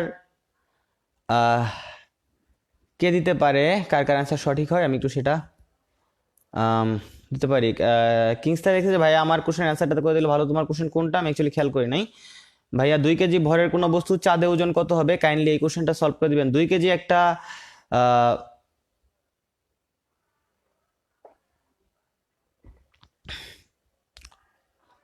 তোমাদের অপ্রয়োজনীয় কমেন্টের কারণে অ্যাকচুয়ালি হচ্ছে মানে তোমাদের অপ্রয়োজনীয় কমেন্টের কারণে তোমাদের অ্যাকচুয়ালি হচ্ছে তোমার যারা অ্যাকচুয়ালি ক্লাস করে কিছু শিখতে আসছে তাদের কমেন্টগুলো অ্যাকচুয়ালি হাইড আউট হয়ে যাচ্ছে। সো কাইন্ডলি তোমরা কি ক্লাস টাইমটা একটু সিরিয়াসলি কমেন্টগুলো করলে আমার মনে হয় যে অ্যাকচুয়ালি ভালো হয়, যারা ক্লাস নিচ্ছে এবং যারা ক্লাস করতেছে তাদের সবার জন্যই। ওকে, তো কিংসলে বলছিল যে হচ্ছে 2 কেজি ভরের একটি বস্তু, তো এটা চাঁদে ওজন কত হবে। দেখো চাঁদে অভিকর্ষ স্তনের মান পৃথিবীর অভিকর্ষ স্তনের মানের 6/1 তাহলে চাঁদে ওজন হবে পৃথিবীর 6/1। পৃথিবীর ওজন যদি হয় 19.6, তাহলে 19.6কে তুমি 6 দ্বারা ভাগ করলে তোমার অ্যান্সারটা হয়ে যাবে। আচ্ছা, এতক্ষণে আমি আমার একটা খুব ভালো অ্যান্সার পাইছি যে অ্যাকচুয়ালি ব্যাখ্যা করে বলছে এমডি নাজমুল ইসলাম। সো নাজমুল ইসলামের জন্য খুব জোরে একটা তালি সবাই নিজের বাসায় দিয়ে দিবা। ও খুব সুন্দর মতো ব্যাখ্যা করে লিখছে যে ওয়ার্ক স্কেলার, তাই এখানে ভেক্টর সাইনটা হবে না। এক্স্যাক্টলি আমি তোমাদেরকে যেটা বলতে চাই যে কাজ হচ্ছে একটা স্কেলার রাশি, এখানে কেন ভেক্টর সাইনটা হবে, কাজ হচ্ছে এফ এবং এক্স এর গুণফল। সো কাজ শক্তি ক্ষমতা পড়তে গেলে তোমার এই সূত্র দিয়ে অনেক ম্যাথ চলে আসে, যেখানে কাজ হচ্ছে তোমার বল ইন্টু সরণ। এটাকে আমি যদি ভাঙাই তাহলে এটা হবে actually F x cos theta, যেখানে থিটাটা হচ্ছে এফ এবং এক্স এর মধ্যবর্তী কোণ। তো যদি আমি একটা বলের মান, একটা স্বর্ণের মান এবং একটা কোণের মান দিয়ে দিই তাহলে হচ্ছে তোমরা খুব সহজে এখান থেকে ম্যাথগুলো করে ফেলতে পারবা। জাস্ট একটা জিনিস খেয়াল করো যে এখানে থিটার ভিন্ন ভিন্ন মানের জন্য ডাব্লিউর মানটা ভিন্ন রকম হয়। যদি থিটার মানটা হয়ে যায় 0 ডিগ্রি, তাহলে এখানে cos 0, cos 0 মানে হচ্ছে 1, cos এর মান 1 এর চেয়ে বেশি হওয়া সম্ভব না, তাহলে এখানে ডাব্লিউটা হয়ে যাবে হচ্ছে আমার ম্যাক্সিমাম। আমার যদি এখানে থিটাটা হয়ে যায় হচ্ছে 90 ডিগ্রি, তাহলে cos 90 এর মান হচ্ছে 0, তাহলে আমার কাজের পরিমাণটা হয়ে যাবে 0। আবার দেখো এই থিটার মানটা যদি হয়ে যায় হচ্ছে 90 থেকে 180 এর মাঝখানে, তাহলে এখানে আমার cos থিটার মানটা আসবে নেগেটিভ, অর্থাৎ আমার যে কৃত কাজটা আছে সেটা হয়ে যাবে হচ্ছে আমার নেগেটিভ। অ্যাকচুয়ালি কৃত কাজটা কখন নেগেটিভ হয় সে বিষয়টা আমি তোমাকে বুঝাই। সে ধরো এটা হচ্ছে একটা বই, এই বইটাকে আমি যদি উপরের দিকে উঠাই সেক্ষেত্রে হচ্ছে আমার হাত কর্তৃক কৃত কাজ পজিটিভ, কারণ আমি হাত দিয়েও বল প্রয়োগ করতেছি উপরে, আর এই বইটা উঠতেছে হচ্ছে উপরে। বাট অভিকর্ষ বল কর্তৃক কৃত কাজ হচ্ছে ঋণাত্মক, কারণ এই বইটাকে তো আমি উপরের দিকে তোলার চেষ্টা করতেছি, বাট অভিকর্ষ বল কিন্তু বইটাকে নিচের দিকে টানতেছে। সো অভিকর্ষ বল বইটাকে নিচের দিকে টানার পরেও কিন্তু বইটা আমি উপরের দিকে তুলতেছি, সো অভিকর্ষ বল এখানে ঋণাত্মক কাজ করছে, কারণ অভিকর্ষ বলটা হচ্ছে নিচের দিকে, কিন্তু এটা অ্যাকচুয়ালি উঠতেছে উপরের দিকে। আবার চিন্তা করো এই বই না, এই খাতাটা না, অ্যাকচুয়ালি এই ডাস্টারটা অ্যাকচুয়ালি অনেক ভারী, অনেক হ্যাভি। সো সেক্ষেত্রে আমি এই ডাস্টারটাকে যদি সে ধরো এটা অনেক ভারী, আমি চেষ্টা করতেছি যে আমি এটাকে উপরের দিকে লিফট করব, বাট তারপরেও আমি পারতেছি না। আমি সে ধরো জাস্ট লাইভ ডেমনস্ট্রেশন দেখো যে আমি শক্ত করে চেষ্টা করতেছি এটাকে উপরের দিকে তোলার জন্য, বাট স্টিল আমার হাতটা নিচের দিকে নামতেছে। সেক্ষেত্রে দেখো আমার হাত কর্তৃক কিন্তু প্রযুক্ত বল কিন্তু অ্যাকচুয়ালি উপরের দিকে, বাট বইটা কিন্তু নামতেছে, ডাস্টারটা কিন্তু নামতেছে কোন দিকে, নিচের দিকে। সো এখানে আমার প্রযুক্ত বল হচ্ছে উপরে, বাট ডাস্টারের সরণ হচ্ছে নিচে। সো এখানে আমার হাত কর্তৃক কৃত কাজ হচ্ছে নেগেটিভ, কারণ আমার হাত বল প্রয়োগ করতেছে উপরের দিকে, বাট বস্তু যাচ্ছে নিচের দিকে। সো যখন বল এবং সরণ বিপরীতমুখী হয়ে যায় তখন আমরা তাকে বলি হচ্ছে ঋণাত্মক কাজ। সো ধনাত্মক কাজ, ঋণাত্মক কাজ, শূন্য কাজ, এখান থেকে পরীক্ষায় অনেক প্রশ্ন আসে। সে ধরো এটা একটা টেবিল, এটা একটা টেবিল আছে আমার। এখন এই টেবিলের উপর আমি হচ্ছে একটা বই রেখে দিছি, আমি যদি সারা জন্ম বইটা রেখে দিই, মানে সারা জীবন যদি বইটা রেখে দিই, সেক্ষেত্রে আমার কৃত কাজ 0। এর কারণ হচ্ছে কি, এখানে আমার এক্স এর মান 0। আমি যদি বইটাকে এখানে রেখে দিই তাহলে কিন্তু এখানে আমি বইটাকে কোনো সরাচ্ছি না, তাহলে এখানে আমার সরণ হবে 0। সো ফলশ্রুতিতে কাজ হবে 0। সো এই জিনিসগুলো মাথায় রাখতে হবে। আর এখানে মাঝে মাঝে এফ আর এক্স এর ভেক্টর রূপটা থেকে ম্যাথ আসতে পারে, সেটা মাথায় রাখতে হবে। এফ ডট এক্স, যেখানে আমার এফটা একটা ভেক্টর ফর্ম দিয়ে দিল 10i plus 10j plus 10k, আর ধরো এই এক্সটার একটা ভেক্টর ফর্ম দিয়ে দিল যে 2i minus 3j plus 2k। তারা আমাকে বললো যে যদি কোনো একটা জায়গায় বলের পরিমাণ 10i plus 10j plus 10k এবং সরণের পরিমাণ 2i plus 3j minus 3j plus 2k হয়, তাহলে এখানে কৃত কাজ ডাব্লিউটা কত। সো সেক্ষেত্রে এই দুটাকে আমি স্কেলার গুণ করব। স্কেলার গুণ আই হোপ ভেক্টরে পড়ানো হয়েছে কিংবা পড়ানো হবে। So till then wait. আর তোমরা তো আই হোপ যে ইন্টারমিডিয়েট যেহেতু পাস করে আসছো, তোমরা জানো ভেক্টর গুণন কিভাবে করতে হয়। এই আই ক্যাপ দুইটাকে নিয়ে এই দুইটা গুণ করবা 20, আর এই 10 আর এই মাইনাস 3কে গুণ করবা -30, আর এই 10 আর এই 2কে গুণ করবা 20, এই তিনটাকে যোগ করে দিবা, যেটা হয় आंसर সেটাই হচ্ছে তোমার স্কেলার গুণের রেজাল্ট। আচ্ছা, এরপর আরেকটা কোশ্চেন। এটা হচ্ছে একটা বস্তু, এটা হচ্ছে একটা বস্তু, এটাকে আমি এভাবে ঘুরাইলাম। একটা বস্তু, এটাকে আমি হচ্ছে এভাবে ঘুরাইলাম। একটা বস্তু, এটাকে আমি হচ্ছে এভাবে ঘুরাইলাম। তো একটা পূর্ণ ঘূর্ণনের পর, একটা পূর্ণ ঘূর্ণনের পর কৃত কাজ কত? এর অ্যান্সারটা হবে 0। কারণ এই বস্তুটাকে আমি যদি এখান থেকে এই পর্যন্ত নিয়ে আসি, দেখো তার অ্যাকচুয়ালি আদি অবস্থান এবং তার শেষ যে অবস্থান সে দুটো হচ্ছে সেম জায়গায়। তো এখানে আমার এক্স এর মান 0। এই যে কনসেপ্টগুলো আমি বলতেছি, এই কনসেপ্টগুলো রিলেটেড ভর্তি পরীক্ষায় অনেক প্রশ্ন আছে, যেগুলো হচ্ছে তোমাদের অবশ্যই অবশ্যই পড়তে হবে। আচ্ছা, এখন দেখো এটা হচ্ছে একটা টেবিল। সেই টেবিলের উপর আমি হচ্ছে একটা বই রাখছিলাম। হ্যাঁ, আবারও একটা টেবিলের উপর আমি একটা বই রাখছিলাম। তো এই বইটাকে আমি যদি টেবিলের উপর এভাবে মুভ করি, আমি যদি টেবিলের উপর এভাবে মুভ করে ফেলি, তাহলে আমার এই যে বইটা আছে, এই বইটার স্থিতিশক্তির পরিবর্তন কত হবে? স্থিতিশক্তি কিংবা বিভব শক্তি। আমরা এখন পড়বো স্থিতিশক্তি কিংবা বিভব শক্তি। আচ্ছা, শক্তি মেইনলি আমি যদি চিন্তা করি যে যান্ত্রিক শক্তি কয় প্রকার, আমি যদি অ্যাকচুয়ালি তোমাকে কোশ্চেন করি যে যান্ত্রিক শক্তি কয় প্রকার, সেটার অ্যান্সার হবে যে যান্ত্রিক শক্তি অ্যাকচুয়ালি 2 প্রকার। সেটা হচ্ছে একটা হচ্ছে তোমার গতিশক্তি এবং আরেকটা হচ্ছে বিভব শক্তি। এবং যান্ত্রিক শক্তির সংরক্ষণশীলতার সূত্র অনুযায়ী এই দুটার যোগফল সর্বদা হচ্ছে ধ্রুবক থাকবে। আমরা এখন বিভব শক্তি নিয়ে বিস্তারিত পড়ালেখা করব। বিভব শক্তি মানে হচ্ছে তোমার ইপি, এটার আরেকটা নাম আছে, সেটা হচ্ছে স্থিতিশক্তি কিংবা সঞ্চিত শক্তি, যেটার মান হচ্ছে অ্যাকচুয়ালি mgh। দেখো তো, এটা হচ্ছে আমার একটা টেবিল। এই টেবিলের উপর আমি একটা বই রাখছি। এই বইটাকে আমি যদি এই টেবিলের উপর মুভ করি, তাহলে অ্যাকচুয়ালি আমি কি করলাম? টেবিলের উপর মুভ করে কি ভরটাকে চেঞ্জ করলাম? না, টেবিলের উপর মুভ করলে কি জি এর মান চেঞ্জ হয়েছে? তাও না। টেবিলের উপর মুভ করে আমি যদি এইচ এর মানটা চেঞ্জ করতে পারছি? অবশ্যই না, কারণ টেবিলটা অ্যাকচুয়ালি সেম হাইটে আনুভূমিকভাবে অবস্থিত। সো টেবিলের উপর যদি আমি বইটাকে মুভ করি, এইচটাও চেঞ্জ হবে না, তাহলে ইপি তো চেঞ্জ হওয়ার কোনো প্রশ্নই আসে না। সো ঢাকা ভার্সিটির একটা কোশ্চেন, সেটা আমি তোমাকে সলভ করে দিলাম, যে একটা টেবিলের উপর একটা বইকে এদিকে 10 সেন্টিমিটার সরানো হলো, সেক্ষেত্রে এখানে স্থিতিশক্তির পরিবর্তন কত? আমার অ্যান্সারটা হবে টোটালি 0। অ্যান্সারটা হবে টোটালি 0। আচ্ছা,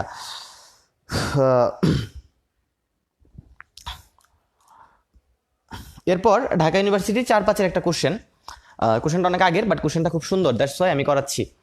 এটা হচ্ছে একটা পি বিন্দু, এটা হচ্ছে আমার কিউ বিন্দু, এই উচ্চতাটুকু হচ্ছে আমার 30 আর এই দূরত্বটুকু হচ্ছে আমার 40। এখন এটা হচ্ছে আমার আর পয়েন্ট, এটা হচ্ছে আমার আর পয়েন্ট। এখন তারা আমাকে বলছে যে চিত্রে দেখানো পথে মানে এই পি থেকে কিউ এ এবং কিউ থেকে আর এ একটা বস্তুকে নিয়ে যাওয়া হয়েছে, সেক্ষেত্রে ডেল ইপি অর্থাৎ বিভব শক্তির পরিবর্তনটা কত? তো দেখো এম জি ডেল এইচ হবে অ্যান্সার, কারণ ভর এবং অভিকর্ষ ত্বরণ আমরা এখানে ছোট্ট একটা জায়গায় আমি পরিবর্তন করতে পারতেছি না, তাই না? তো এখানে একটু খেয়াল করে দেখো, আমি যে এখান থেকে এখানে তাকে নিছি এবং এখান থেকে তাকে হচ্ছে এখানে নিছি, অ্যাকচুয়ালি এই যে কাজটুকু এটা কিন্তু আমাদের পূর্ববর্তী কোশ্চেনের সাথে তুলনীয়। পূর্ববর্তী কোশ্চেন আমরা বলছিলাম যে হচ্ছে আনুভূমিকভাবে একটা বস্তুকে মুভ করলে তার স্থিতিশক্তির পরিবর্তন হয় না, সো এটার জন্য স্থিতিশক্তির পরিবর্তন 0। জাস্ট এইটুকুর জন্য একটা স্থিতিশক্তির পরিবর্তন হবে, কারণ এখানে অ্যাকচুয়ালি হাইটটা আমি ইনক্রিজ করছি, সেটা হচ্ছে 30 মিটার। সো চিত্রে দেখানো পথে 4 নিউটন ওজনের একটি পাথরকে, যেহেতু পাথরটার ওজন দিয়ে দিচ্ছে 4 নিউটন, তার মানে হচ্ছে এমজির মান হচ্ছে আমার 4.0, আর আমি দেখতেছি এখানে হাইটের যে চেঞ্জটা হয়েছে সেটা হচ্ছে আমার 30, তাহলে আমার অ্যান্সারটা হবে হচ্ছে 120। অর্থাৎ এই যে পাথরটা ছিল সেই পাথরটার স্থিতিশক্তির পরিবর্তন হয়েছে অ্যাকচুয়ালি আমার 120। হ্যাঁ, তারপর আবার খেয়াল করো, আরেকটা কনসেপ্ট আমরা চলে যাই, যেহেতু আমাদের টাইম হাতে খুব বেশি নাই।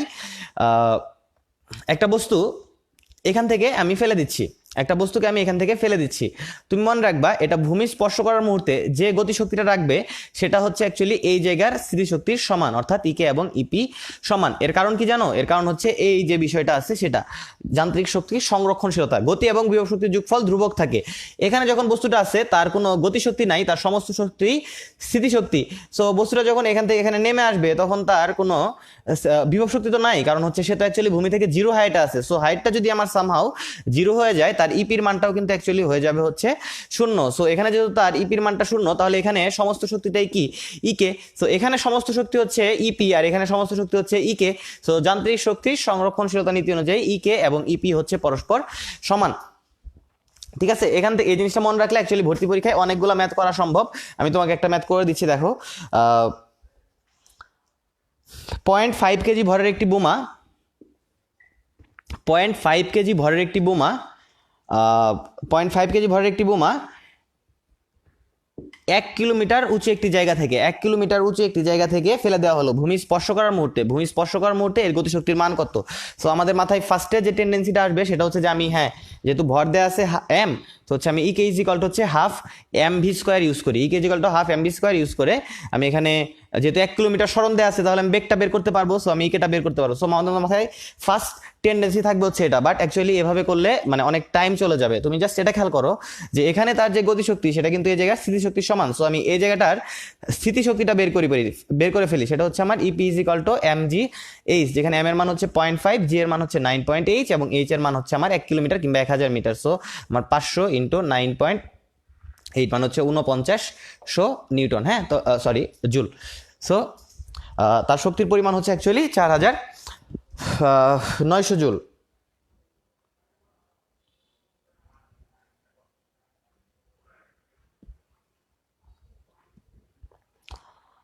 জি এর মান গুণ করি না, অ্যাকচুয়ালি আমি জি এর মান গুণ করি না, এখানে একটা পাথরের ওজনই দেওয়া আছে 4 নিউটন, তার মানে হচ্ছে ডাব্লিউ ইজ ইকুয়াল টু হচ্ছে এম জি, এটা হচ্ছে আমার 4.0। ঠিক আছে, সো আমি এখানে জি এর মান গুণ করার কোনো প্রশ্ন আসে না, কারণ জি এর মানটা অ্যাকচুয়ালি 4.0 মাঝখানেই ইমবিডেড।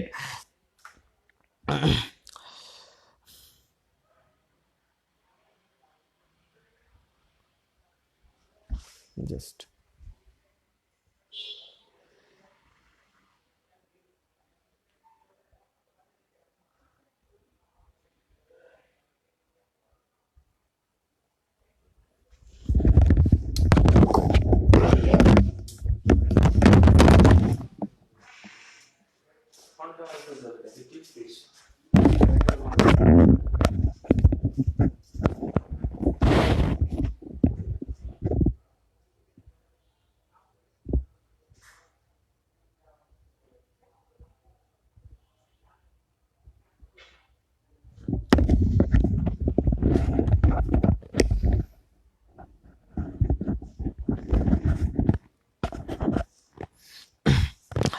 আচ্ছা, তো আই হোপ তোমরা এই জিনিসগুলো ধীরে ধীরে বুঝতেছো।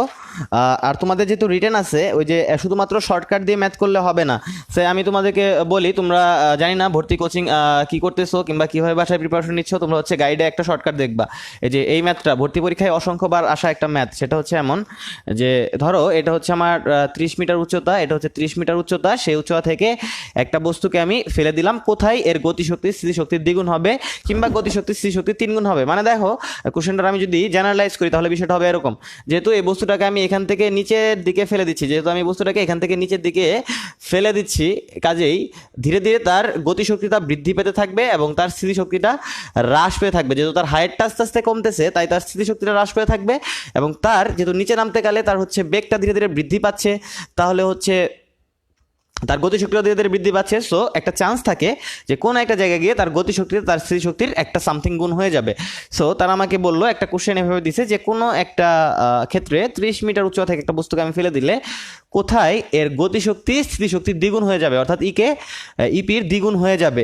সো এগুলোর অ্যাকচুয়ালি একটা শর্টকাট পাওয়া যায়, যেটা হচ্ছে যে উচ্চতায় গিয়ে এই কাজটা হবে সেটা হচ্ছে এক্স ইজিকাল হচ্ছে h/n+1, যেখানে এইচটা হচ্ছে আমার টোটাল উচ্চতা। সো টোটাল উচ্চতা হচ্ছে 30, এন মানে হচ্ছে গতিশক্তি স্থিতিশক্তির যত গুণ হয়ে গেল তাহলে হচ্ছে দ্বিগুণ হয়ে গেছে। সো 2+1 মানে হচ্ছে 10। এই শর্টকাটটার সাথে আমরা অভ্যস্ত হওয়ার জন্য আমরা আরও একটা ম্যাথ করি। দেখো যে এখানে একটা বস্তু 40 মিটার উচ্চতা থেকে পড়তেছে, 40 মিটার কোন জায়গায় গিয়ে তার গতিশক্তি স্থিতিশক্তির 3 গুণ হয়ে যাবে, অর্থাৎ ইপিটা 3 গুণ হয়ে যাবে। সো সেক্ষেত্রে আমার অ্যান্সারটা হবে এক্স ইজিকাল হচ্ছে 40 বাই এই যে 3 আছে 3+1 মানে হচ্ছে 10। এটার জন্য অ্যান্সার 10, এটার জন্য অ্যান্সার 10। সো এটা হচ্ছে অ্যাকচুয়ালি জাস্ট এমসিকিউ ফরম্যাটের জন্য। আমরা যদি রিটেন ফরম্যাটের জন্য চিন্তা করি তাহলে অ্যান্সার ইজ সামথিং ডিফারেন্ট। ইকে এবং ইপি পরস্পর সমান, সরি, ইকে এবং ইপির সাথে একটা সম্পর্ক বিদ্যমান, সেটা হচ্ছে ইকে হচ্ছে ইপির 2 গুণ, অর্থাৎ ইকেটা ইপির 2 গুণের সমান। আমি ধরে নেই পুরো জিনিসটা একদম ক্লিয়ারলি একে ধরে নেই যে হচ্ছে ভূমি থেকে স্মল এইচ উচ্চতায় গিয়ে এর গতিশক্তিটা স্থিতিশক্তির দ্বিগুণ হয়ে যায়। সো এটা যদি এইচ হয় তাহলে এটা হবে মাস্ট বি 30 মাইনাস এইচ, কারণ এই পুরো হাইটটা দেওয়া ছিল হচ্ছে আমার 30। এখন ইকে এবং ইপি সমান, সো ইকে থেকে আমি লিখতে পারি হচ্ছে হাফ mv স্কোয়ার, আর ইপি থেকে লিখতে পারি আমি 2mgh। সো এই এম আর হচ্ছে এই এমটা কাটা যাবে। হ্যাঁ, সো আমার এখান থেকে আসে হচ্ছে V square is equal to হচ্ছে 4gh। সো এরপর তুমি আরেকটা জিনিস খেয়াল করো, এখানে ভি, হ্যাঁ, আর এখানে এই এইচটা কি অ্যাকচুয়ালি আমার এই যে হাইটটা বের করতে হবে, এখান থেকে আমি কিন্তু এইচটা বের করলে অ্যান্সারটা শেষ। সো এখানে জি এর মান আমি জানি, 4 এর মান আমি জানি, আমি কিন্তু ভি এর মান জানি না। অর্থাৎ এই জায়গাটায় বস্তুটা যখন উপর থেকে পড়তেছে এখানে তার বেগের মানটা কত সেটা কিন্তু আমরা জানি না, কিন্তু সেটা কিন্তু বের করা সম্ভব। যেমন বস্তুটা এখান থেকে পড়তেছে, তাই না? সো তার আদি বেগের মান হচ্ছে 0। এখানে যে ত্বরণটা কাজ করতেছে সেটা হচ্ছে জি, এখানে যতটুকু দূরত্ব সে অতিক্রম করছে সেটা হচ্ছে আমার S is equal two 30 minus H. So এখান থেকে আমি কিন্তু সূত্রটা লিখতে পারি যে ভি স্কোয়ার মানে হচ্ছে 0 স্কোয়ার প্লাস 2 ইন্টু জি ইন্টু 30 মাইনাস এইচ, হ্যাঁ, সমান হচ্ছে হয় আমার 4gh। এরপর দেখো 0 স্কোয়ার আমরা অমিট করব, এই 2 আর জি কেটে দিব, এখান থেকে আমি 4 আর জি কেটে দিই, এখানে 2 থাকবে যেটা আমি পরের লাইনে লিখতেছি। 30 minus H is equal to হচ্ছে 2h। সো এখান থেকে আমার আসে হচ্ছে 3h is equal two 30। So এখান থেকে এইচ এর মান হয় 10। সো আমার রিটেন ফরম্যাটে কিন্তু ম্যাথটা এইভাবে করতে হবে, এইভাবে করতে হবে, হ্যাঁ। আচ্ছা, আর এমসিকিউর জন্য তো ওই যে খাতাটা আছে সেই মানে বোর্ডটা আছে, সেই বোর্ডের বাম পাশটা দেখো, তাহলে তুমি বুঝবা যে এমসিকিউ ফর্মেটের জন্য কীভাবে করলাম আর রিটেনের জন্য কীভাবে করলাম। এরপর হচ্ছে আসে আমাদের ক্ষমতা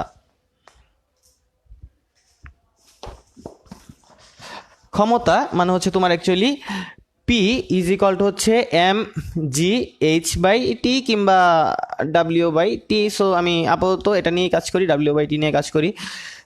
w/t নিচে হচ্ছে এটা সময় আর এটা হচ্ছে আমার কাজ। সো প্রতি একক সময়ে কৃত কাজই হচ্ছে ক্ষমতার একক মাত্রা। এই জায়গাগুলো থেকে অনেক প্রশ্ন আসে। ক্ষমতার মাত্রা হচ্ছে ml² T⁻3। যারা একটা মান দেখেই সেটার মাত্রা বলে দিতে পারো না, কিংবা একটা রাশি দেখেই সেটার মাত্রা কিভাবে বের করতে হয় সেটা পারো না, মানে হচ্ছে মোট কথা মাত্রাটা যাদের মুখস্থ রাখতে হয় তারা হচ্ছে ফার্স্টের যে ক্লাসগুলো আছে, একদম ফার্স্টের ক্লাসগুলো করবা, চলো তো যে ক্লাসগুলো আছে সেই ক্লাসগুলো করবা, ঠিক আছে? আই হোপ ওখানে একদম প্রথম দিকে যেহেতু সবাইকে একদম খুব সুন্দর মতো বিল্ড আপ করে নেওয়া হয়েছে যে কিভাবে আমরা ফার্দার অগ্রসর হব, ঠিক আছে? তো এখানে হচ্ছে P is equal two W/T মানে প্রতি একক সময়ে কৃত কাজই হচ্ছে আমার ক্ষমতা, সেটা হচ্ছে পি। সো পি এর মাত্রা হচ্ছে ml² T⁻3। আর এককের কথা আমি যদি বলি, W হচ্ছে আমার কাজ, তাহলে এটা হচ্ছে জুল, আর টি হচ্ছে সময়, এটা হচ্ছে সেকেন্ড। সো পি এর যে আমার এককটা থাকবে সেটা হচ্ছে joule per second. Joule per সেকেন্ডকে আমি বলতে পারি হচ্ছে ওয়াট, অর্থাৎ অর্থাৎ হচ্ছে ক্ষমতার যে একক সেটা হচ্ছে আমার অ্যাকচুয়ালি ওয়াট। এখানে যে ডাব্লিউ লিখছি এটা কিন্তু অ্যাকচুয়ালি কাজ, আর এটা কিন্তু অ্যাকচুয়ালি আমার একক হিসেবে লিখছি আমি ওয়াট। হ্যাঁ, আচ্ছা, এখন আরেকটা জিনিস খেয়াল করো, পি ইজ ইকুয়াল টু হচ্ছে W/T। এখন একটা বস্তুকে আমি যদি এখান থেকে এখানে তুলি, তাহলে আমি যতটুকু কাজ করলাম সেটা হচ্ছে তার স্থিতিশক্তি বৃদ্ধি করলাম। এখানে আমি যতটুকু কাজ করছি সেই শক্তি দিয়ে কিন্তু আমি এটার স্থিতিশক্তিটা বৃদ্ধি করছি। কারণ দেখো, এটাকে আমি যদি এখান থেকে এখানে তুলি তাহলে কিন্তু তার কোনো কিছুই বৃদ্ধি হলো না, শুধুমাত্র স্থিতিশক্তি ছাড়া। সো আমি এটাকে এভাবে লিখতে পারি যে আমার কৃত কাজ, যদি আমি একটা বস্তুকে উপরের নিচে নিয়ে যাই তাহলে হচ্ছে ডাব্লিউটাকে আমি mgh দ্বারা রিপ্লেস করবো, কারণ উপরের নিচে নিয়ে যাওয়াই মানে কিন্তু অ্যাকচুয়ালি তার স্থিতিশক্তিকে আপ ডাউন করানো। So mgh/t। আচ্ছা, সো এখান থেকে আরেকটা সূত্র আসে, সেটা হচ্ছে h/t, যেটাকে আমি লিখতে পারি হচ্ছে v। সো এখান থেকে আমি লিখতে পারি p is equal two fv। So এই হচ্ছে আমার p এর সূত্রগুলা। এই সূত্রগুলো অ্যাকচুয়ালি পরীক্ষায় বিভিন্ন সময় বিভিন্নভাবে লাগবে। এই সূত্রটা লাগবে হচ্ছে তোমার কুয়ার ম্যাথ করার সময়। কুয়ায় যখন পানি তুলো তখন হচ্ছে কুয়া থেকে পানি তুলতেছো, কিংবা হচ্ছে তোমার একটা পানির পাম্প দিয়ে তুমি পানি ছাদে তুলতেছো, এই ধরনের ম্যাথের ক্ষেত্রে এই সূত্রটা লাগবে। হ্যাঁ, তারপর হচ্ছে তোমার এটা হচ্ছে তোমার আনুভূমিক রাস্তায় যখন একটা বস্তু চলতেছে, অর্থাৎ যখন অ্যাকচুয়ালি জিটা আমার কাছে আনুভূমিক রাস্তার ক্ষেত্রে কিন্তু দেখো যে একটা বস্তু যদি এভাবে যায় সেক্ষেত্রে কিন্তু এর উপর কাজটা জি করতেছে টোটালি লম্বভাবে। সো এখানে জিটাকে যেখানে উজ্জ্ব করা হয় সেখানে আমাদের এই সূত্রটা ইউজ করতে হবে আনুভূমিকভাবে কোনো বস্তু গতিশীল থাকলে। আর এই সূত্রটা অ্যাকচুয়ালি কুয়ার জন্য ইউজ করতে পারো। পাশাপাশি একটা বস্তু ধ্রুব বেগে উপরের দিকে উঠতেছে, ধ্রুব বেগে, এবং মানে বেগ তো লাগবেই, তাই না, এখানে ভি আছে। সো ধ্রুব বেগে উঠতেছে এবং হচ্ছে তোমার উলম্বভাবে। সো সেক্ষেত্রে তুমি এই সূত্রটা ইউজ করতে পারো। দেখো, এই রাশিটার সাথে এই রাশিগুলোর পার্থক্য কি জানো? এখানে হাইটটা ডাইরেক্টলি দেয়া, আর এখানে কিন্তু কোনো হাইট দেয়া নাই, এখানে যেটা দেয়া আছে সেটা হচ্ছে বেগ। সো বেগের কথা বললে আমরা এই দুইটা সূত্র কনসিডার করব। যদি বস্তুটা আনুভূমিকভাবে চলে তাহলে হচ্ছে এফ বি কনসিডার করব, আর যদি বস্তুটা উলম্বভাবে চলে তাহলে হচ্ছে এমজি ভি কনসিডার করব। হ্যাঁ, তো এরপর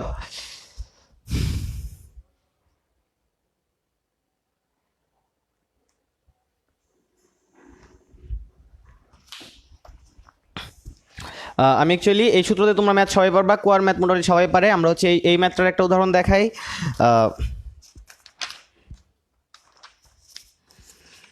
সেটা হচ্ছে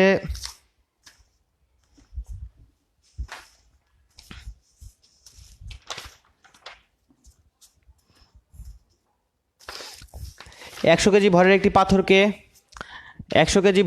পাথরকে 0.1 মিটার পার সেকেন্ড ধ্রুব বেগে উপরের দিকে উঠানো হচ্ছে। এখানে যে যন্ত্রটা এই কাজটা করতেছে অর্থাৎ ক্রেন, এই ক্রেনের ক্ষমতাটা কত? So P is equal to হচ্ছে আমার mgv সমান হবে 100 ইন্টু 9.8 ইন্টু 0.1। সো ক্ষমতা হবে হচ্ছে 9.8 ওয়াট, কারণ 100 আর 0.1 কাটা যাবে।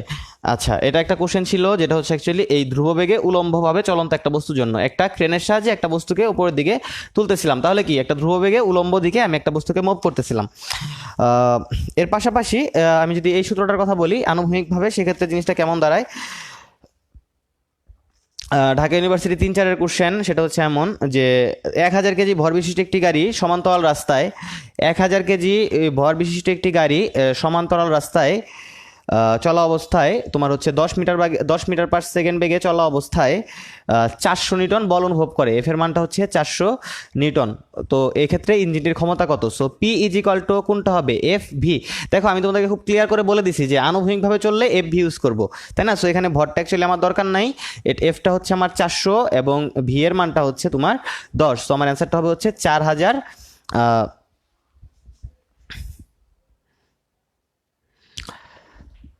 ওয়াট, যেটাকে আমরা লিখতে পারি হচ্ছে